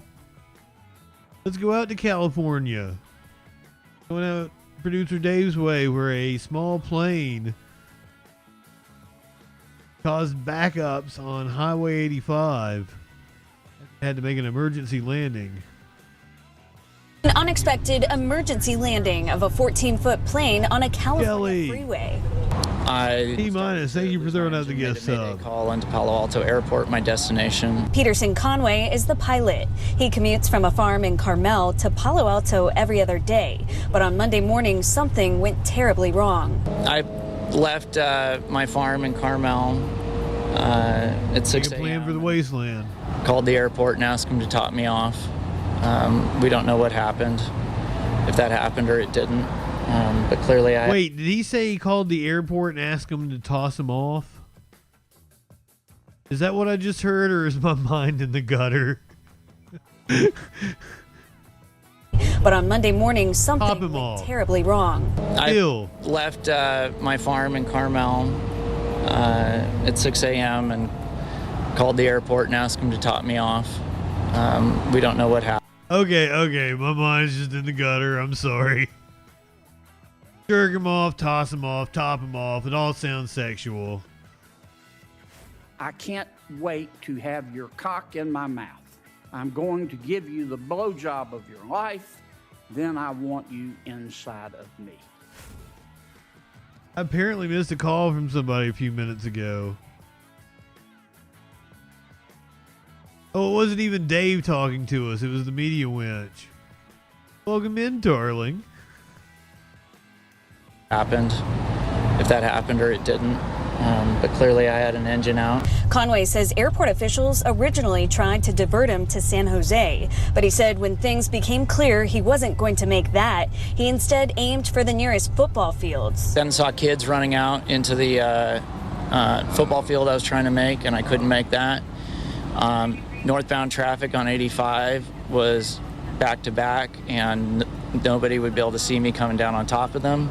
So I opted to land on the southbound lane. The FAA says a single-engine Cubcrafter CC-11 landed on Highway 85 around 7:15 Monday morning after they say the plane ran out of fuel. Conway was the only person on board. I turned on all my lights, and the cars started to separate. There were two high-speed Porsche SUVs. Amazing baby. Coming my way. Welcome in. And I was rocking my wings to try and get everybody's attention. And formal debate? Stuck the landing. What do you mean by formal debate? But this disruption to the morning commute caused a ripple effect.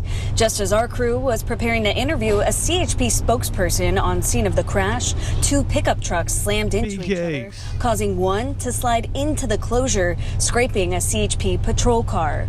Luckily, no one was seriously hurt, but traffic was reduced even more. Baby, if you can get Lex Friedman to moderate a podcast, or moderate a debate with us, yes. All the officers and personnel and everyone else. I'll totally do it. Kind of, watching the vehicle come there, baby. We're able to avoid that and stay out of the way. Set it up, make it happen. Awesome. Yeah, do I have to wear a tux since it's a formal debate? Because I don't really. You'll make me poop my panties. Okay, I'm willing to take that bet. I'm down with it. If I poop my panties, I'll definitely have to wash my ass. Life is too short to walk this earth for a crusty asshole. Wash your ass. God, I love this shit.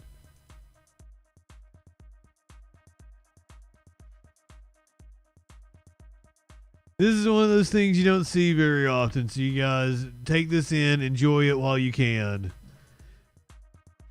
We're going to go to Columbus, Ohio, where a cop who shot an unarmed man was found guilty of murder.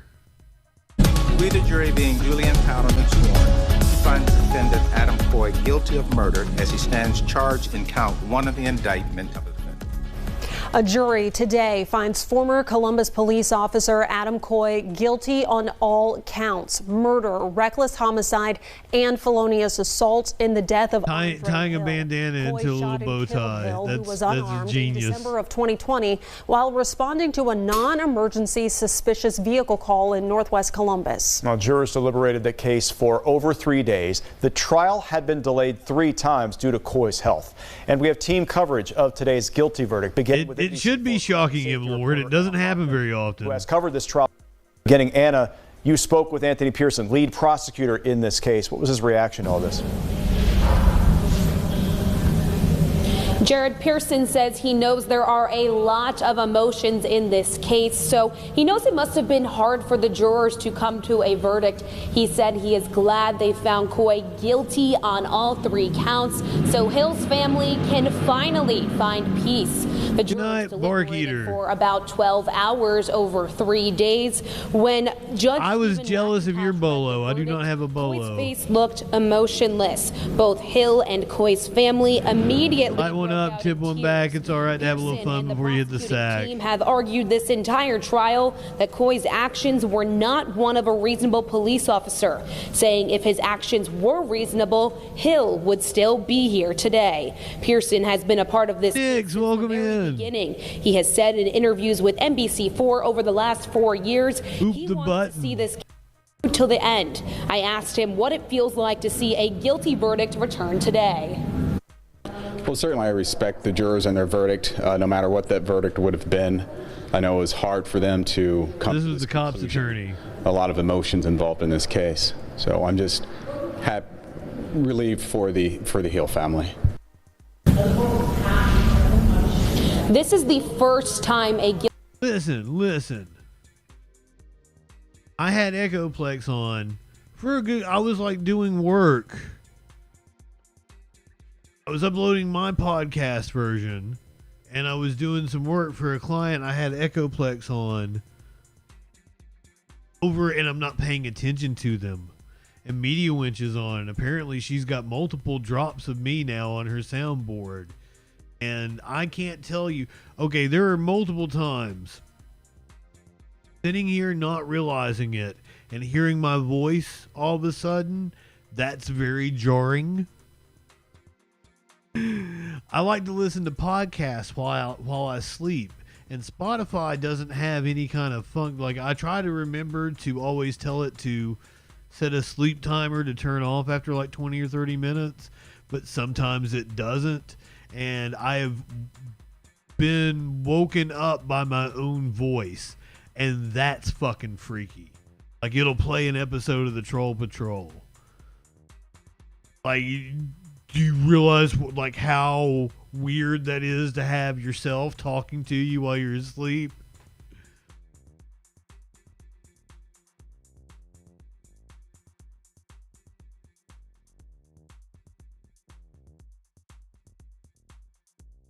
What? Hell yeah, amazing baby.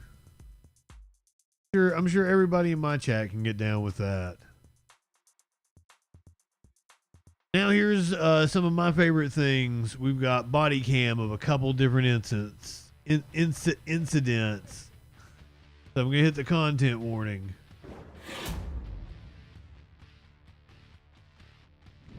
Love a good body cam. This one is from Ohio. Keeping it in Ohio. Tones, good evening. This was at the Gahanna construction site. Apparently there was a shooting. This is the Franklin County Sheriff's Office responding. Continuing coverage tonight of a SWAT incident in Gahanna. Alexander? Hi. We have warrants for your arrest. For what, bro? We have warrants. Bro, back up. Stop. Whoa. Franklin County deputies firing their guns while they tried to serve arrest warrants. Now, it happened Wednesday in Gehanna on the construction site for the city's new municipal complex. Look at that fall foliage. There that day, and now has a look at what this camera video shows. New body camera video from the Franklin County Sheriff's Office helps us better understand what led up to deputies firing their guns last week in Gehanna. We have warrants for your arrest. For what, bro? We have warrants for stop. No. It's not long after this that deputies made the decision to fire their guns. The investigation left Tech Center Drive closed for hours. Deputies were there serving 32-year-old Alexander Tolber a total of 7 warrants for obstruction of official business, criminal trespass, fleeing and eluding, menacing by stalking, and assault. Monday, Franklin County Sheriff Dallas Baldwin and Chief Deputy Rick Meyer. None of those are murder scenes. The event seen on one deputy's body camera. The object in his hand appears to be that of a firearm. In the video provided by the sheriff's office, you can see give him that. reach to his side as he starts to jump away and pull something out. These photos provided by the sheriff's office show what is believed to be a gun, and deputies open fire. As he falls, you can see something fall out of his hands. Where's the gun? Where's the gun? It's not a gun, is it? A gun was found on the ground by Tolber. It appears as though there may have been 3 that have discharged their weapons. How many hit Mr. Tolber? That I don't know. How many rounds? Don't know. Those 3 deputies were placed on administrative leave immediately, but it's unclear if they've returned to work as of today. And we always try to find out if our tactics employed were appropriate, if we can improve. The dude retired. Investigations is taking point on this case, and it could be months for their findings. Kind of look like Christopher Walken. Tolber, he's still in a local hospital. In downtown Columbus, Colin Dorsey, 10 TV News. Tactics employed were appropriate. Tell me he doesn't. That dude has a gold watch shoved up his ass. Fire resist. Good evening.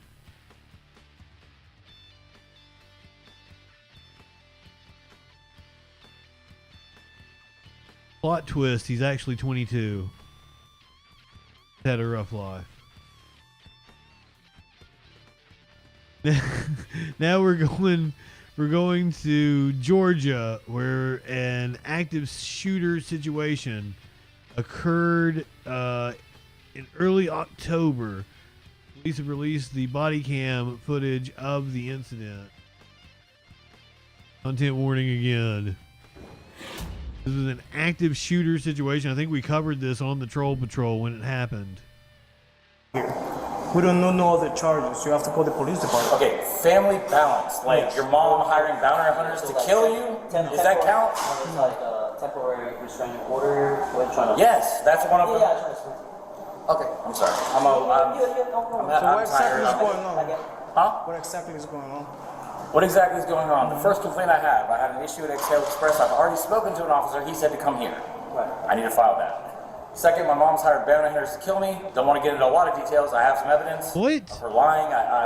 She has power of attorney over my grandfather. He's got a kid. She's trying to get him committed so she can steal the money and leave. I'm trying to get.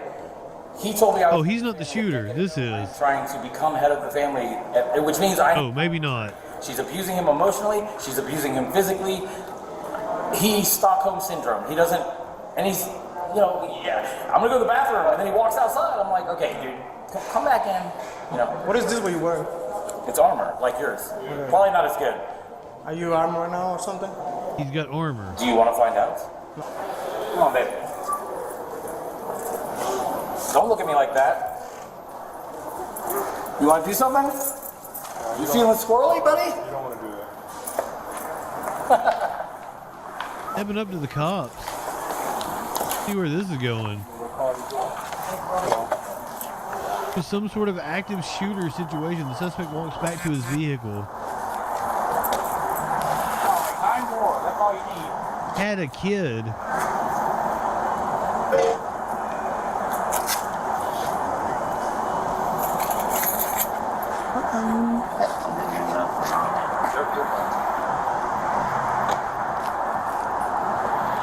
Avalon. This is newly released body cam footage. This was an active shooter situation that happened in Georgia. His vehicle. He had body armor on.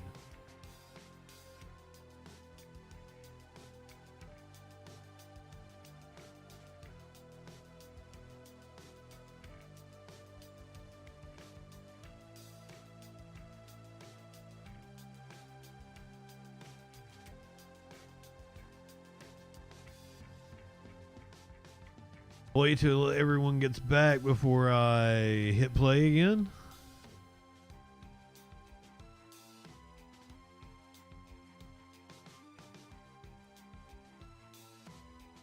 Just want to make sure. I'll give it another second or two. Avalon, we won't want you any other way. Light one up, tip one back. Holiday, I tell you good evening. Abattoir. Nobody is coming back to this shit. He put his kid back in his car. What do we have going on here?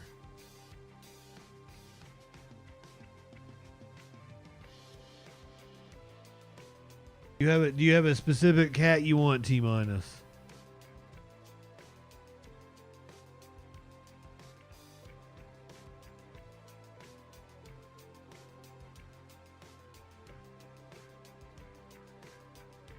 Oh, we have a gun, I do believe.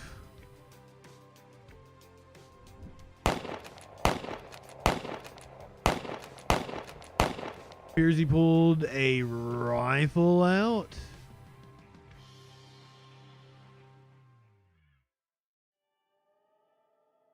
Yep.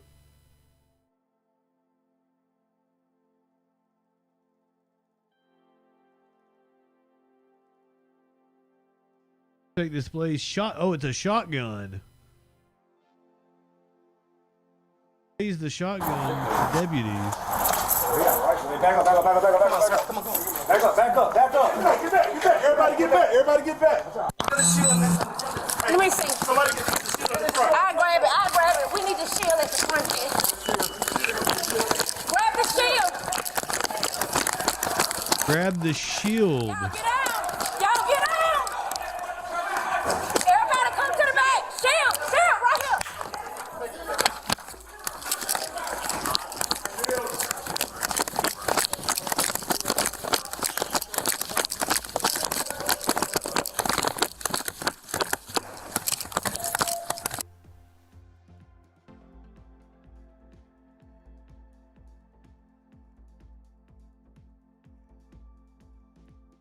Up, but he keeps like waving it off.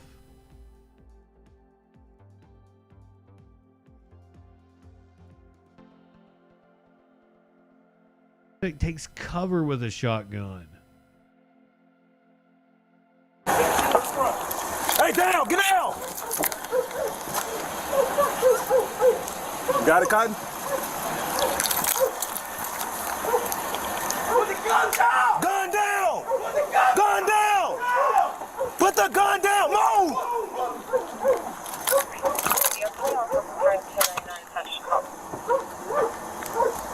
Oh yeah, the maggots are going to. Their heads are going to explode.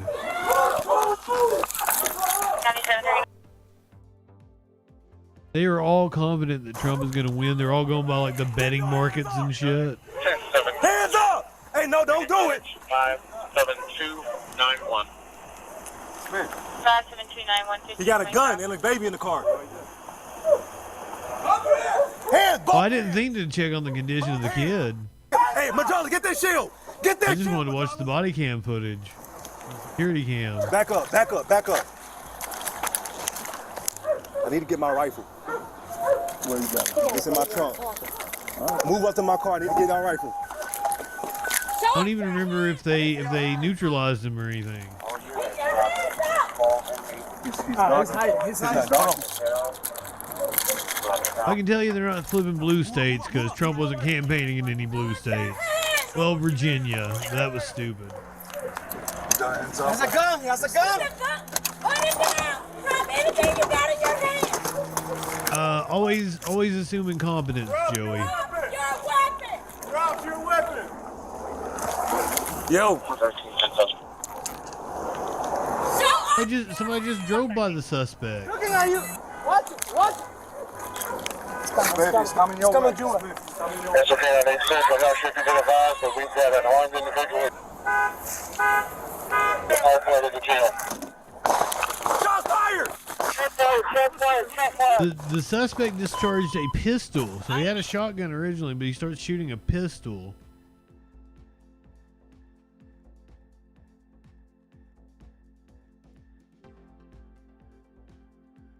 Somebody grabbed Grandpa and put him over his shoulder. Well, he had a kid in the car.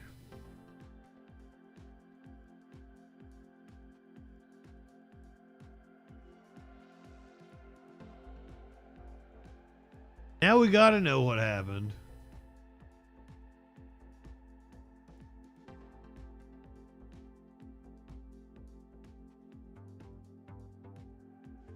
So authorities say the man, Manuel Patrick Bearden, arrived at the jail with his young daughter, himself wearing body armor. Deputies attempted to ask why he was at the jail as he went through security. However, he becomes hostile and agitated.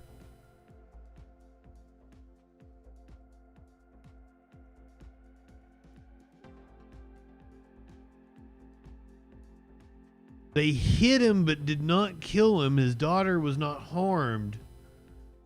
Bearden is facing aggravated assault on a law enforcement office, and additional charges are expected. That's the update. He's alive. Kid is not harmed.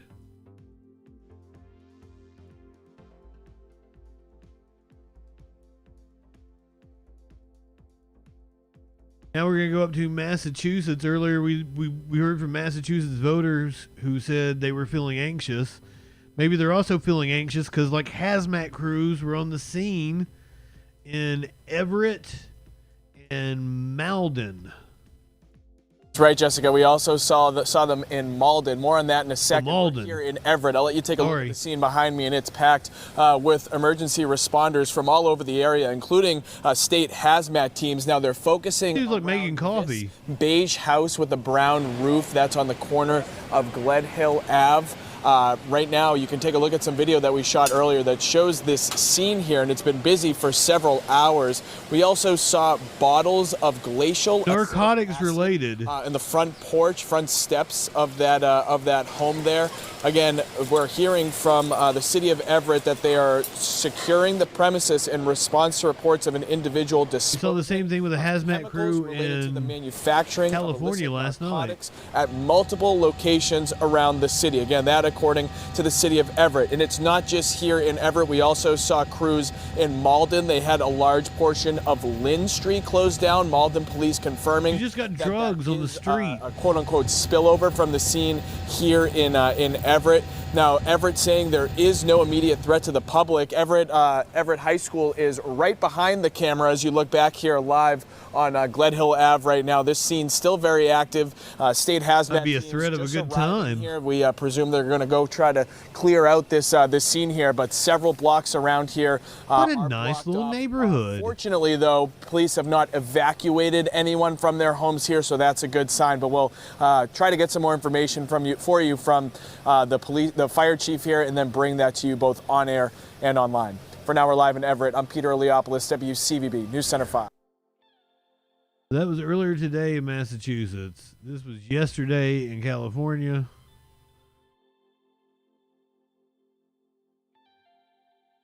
We've got a crash caught on camera. Buckle up, this one happens fast. A wild crash in Anaheim caught on camera. A white car seen on the video crashing into parked cars on La Palma before then rolling and flipping over. Police were called to the scene around 8 o'clock tonight. Officers say there were somehow no injuries. No arrests were made. Police believe the driver who caused the crash was not intoxicated. Officers left without even filing a report. They just let the car owners handle it themselves with their insurers. Hello. On camera, a white car seen on the video crashing into parked cars. There is no police report or anything. They just let them handle it with their insurance. Wow. You mean he wasn't speeding or anything? What caused that crash? Are you serious? A wild crash in Anaheim caught on camera. A white car seen on the video crashing into parked cars on La Palma before then rolling and flipping over. Police were called to the scene around 8 o'clock tonight. Officers say there were somehow no injuries. No arrests were made. Police believe the driver who caused the crash was not intoxicated.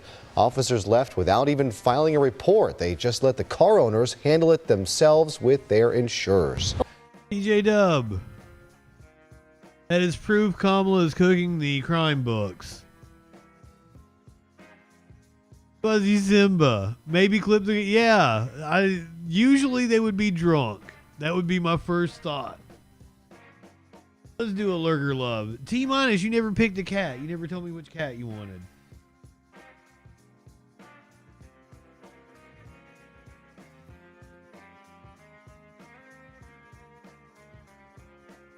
Larry Woofa, you are our lurker love of the night. You don't need to say anything. We just wanted to acknowledge you. We're thinking of you. We're glad you're here. Glad to have you in the chat. Hope you're going to stick around for Live Music Monday directly after. And we're coming up on it like right now because I'm sorry. I'm going to... No, I'm not going to save it. It's short, so I'm going to go ahead and do it.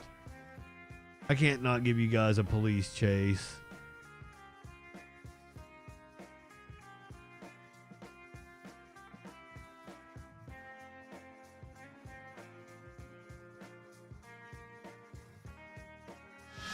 Happened in LA last night.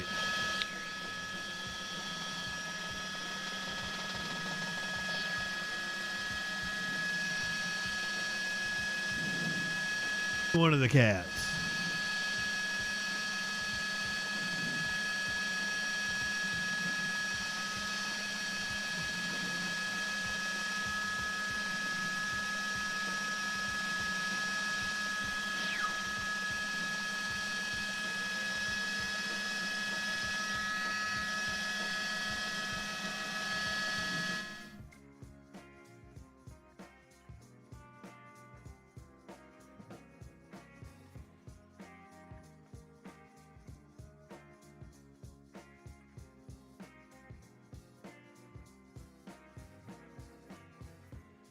So pissed off I did that.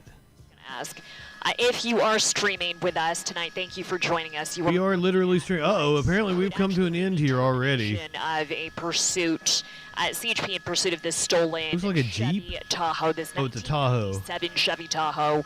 We're hearing 2 people are in this vehicle, and this has just pulled over. It was northbound on the 710 and then northbound on the 405 here.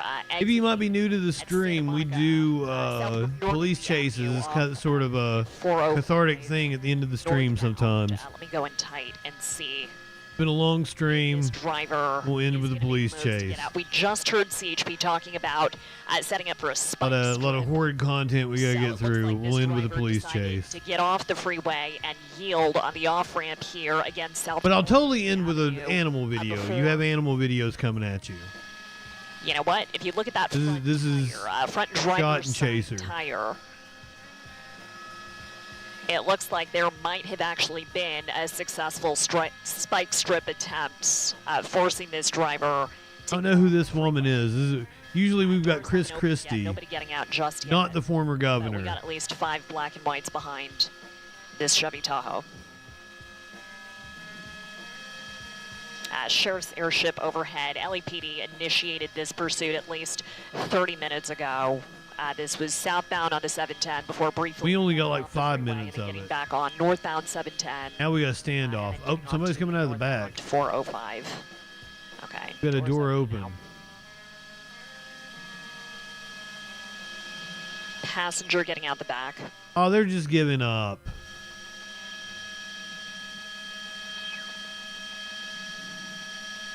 That's no fun. That's probably the best thing you can do as a suspect if you're fleeing. Passenger just pull over and give up. Driver's side door has not opened yet. That's for me as a content creator wanting to see something happen.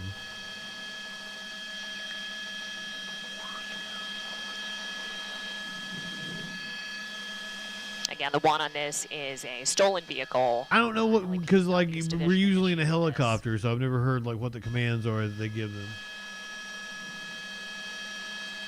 Probably open the door slowly, come out, hands up slowly.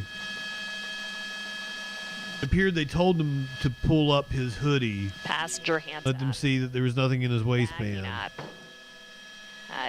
We've seen him march backwards multiple times. Patrol. Did you say the Troll Patrol? Damn right it is. As CHP officers take this passenger from the Chevy Tahoe into custody, as we can keep an eye on the vehicle. Driver door still hasn't opened. Again, we did hear there were 2 occupants. So with this In Live Music Monday coming at you here in just a couple minutes. Let me go in tight, see if we can take a peek through. Check in with the Harris rally. I forgot about that. You see that spotlight on this stolen vehicle that's coming from the LA County Sheriff's helicopter, which is overhead with us. I think I see movement in the back seat. You know what? I think I might be seeing some movement in the back seat. Yep. There was. Their passenger door is open. More than 2 in the vehicle. Movement coming from the driver's seat.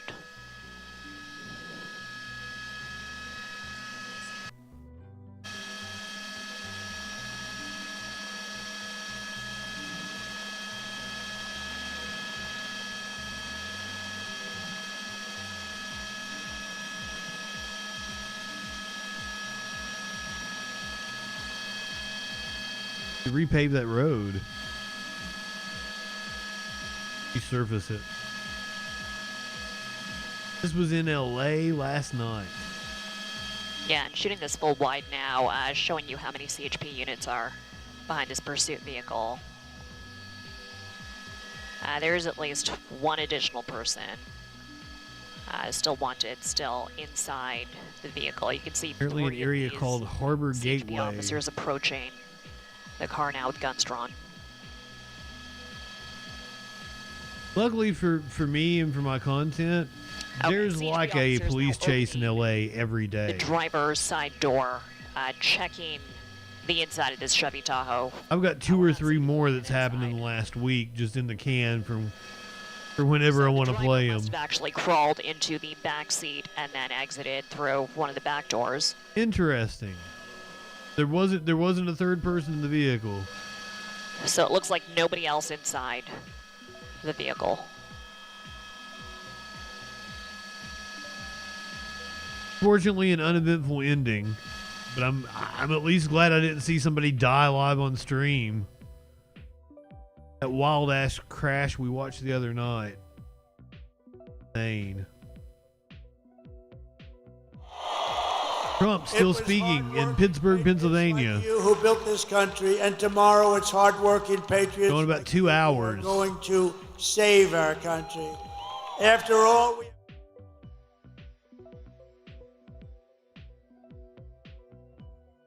On over here.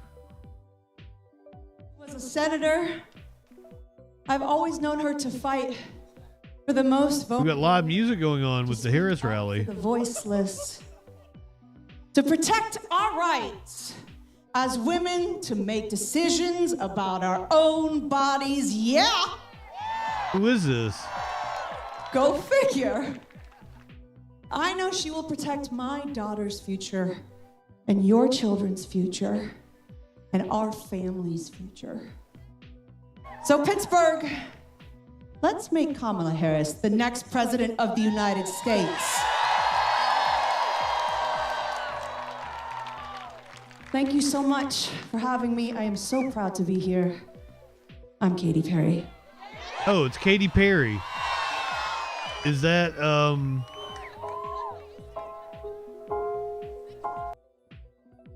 is it weird that I didn't recognize Katy Perry?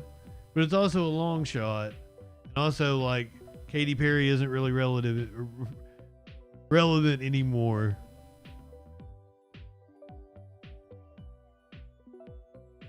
Well, I don't think this is a Katy Perry song, so I think I can play it. Wizard Lizard, you're right. To make it easier, let the children's laughter remind us how we used to be. I decided long ago never to walk in anyone's shadow. If I fail, if I succeed, at least I'll live. He was working with Dr. Luke, that dude that raped Kesha. They say a about me, they can't take away my dignity, no, because the greatest. That's the Harris rally currently. For Live Music Monday tonight, we're doing the 2 acts most associated with the campaigns. We're watching Kid Rock from 1999. We're watching Beyonce from Coachella in 2018.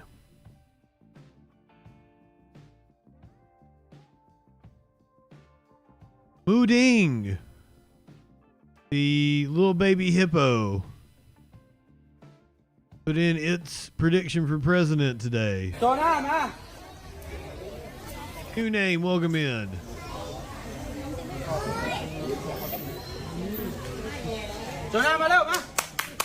Apparently one said that's the one for Harris over there. One for Trump on the left. Mooding's gotten big. Mooding's prediction for president. Mooding is a fascist.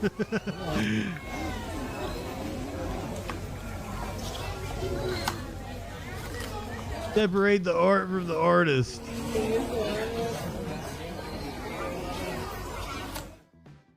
Mooding picked Trump. So if you put stock into that sort of thing, Mooding says Trump will come out the victor tomorrow night. Apparently, Donald Trump's childhood home has been overrun by kitties. His running mate famously talked about childless cat ladies. Now Donald Trump's boyhood home has been taken over by stray cats. Les Trent headed to the property to see what's happening. This Tudor-style house is where Donald Trump lived until he was 4. But look who's living there now. Feral cats, and they're everywhere. Neighbors say as many as 30 have taken up residence on the property. The house looks totally abandoned. Vacate and water shutoff signs are plastered on the front door. The paint is chipped and the wood is Michael, rotten. I have not. The doorknob is missing. There is a certain irony that felines have taken over Donald Trump's childhood home here in Queens, New York. After all, cats have taken on a major role in this presidential Also, campaign, welcome in, my friend. starting when Trump's VP pick called Democrats childless cat ladies. Then Taylor Swift endorsed Kamala with her cat, Benjamin Button, on her shoulder. Back in 2016, when it sold for $1.39 million, I got a tour of the interior. This is the Trump house? Yeah, this is where he was brought home from the hospital. Here's the kitchen, the living room, the dining room. You think that this could very well have been Donald Trump's bedroom when he... Yes. It was turned into an Airbnb for overnight visitors who are into all things Trump. Wow. Now, the stray cats have taken over. To the property to see what's happening. This Tudor-style house is where Donald Trump lived until he was 4. But look who's living there now. Feral cats, and they're everywhere. Neighbors say as many as 30 have taken up residence on the property. The house looks totally abandoned. Vacate and water shutoff signs are plastered on the front door. The paint is chipped and the wood is rotting. Look, the doorknob. It could be the person that owned it passed away. Felines have taken over Donald Trump's childhood home here in Queens, New York. After all, cats have taken on a major role in this presidential campaign, starting when Trump's VP pick called Democrats childless cat ladies. Then Taylor Swift endorsed Kamala with her cat, Benjamin Button, on her shoulder. Back in 2016, when it sold for $1.39 million, I got a tour. So I just came in here and was like, will you debate me with Lex Friedman moderating? Okay, sure. Here's the kitchen, the living room, the dining room. You think that this could very well have been Donald Trump's bedroom when he... Yes. It was turned into an Airbnb for overnight visitors who are into all things Trump. And now, and apparently wasn't very stray successful. Cats have taken over. You can just use it as a giant house to trap the cats, so you can spay and neuter them.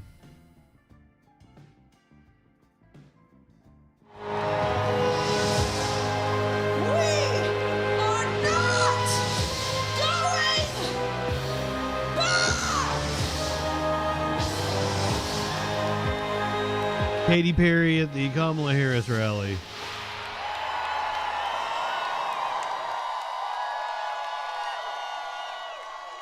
The night before the election. God bless you. Thank you so much. Don't forget to vote tomorrow for Kamala Harris. Ma'am, I've already voted for her. Feels like that was weeks ago now. What's love got to do with it? Got to do with it?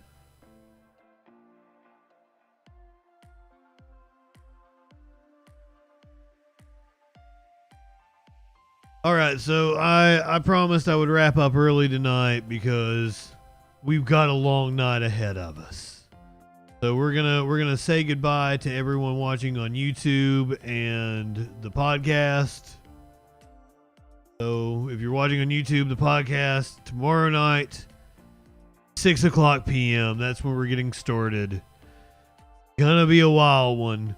Go ahead, light one up, tip one back. It's all right to have a little fun before you hit the sack. I'm JustinFREAKIN. See you for a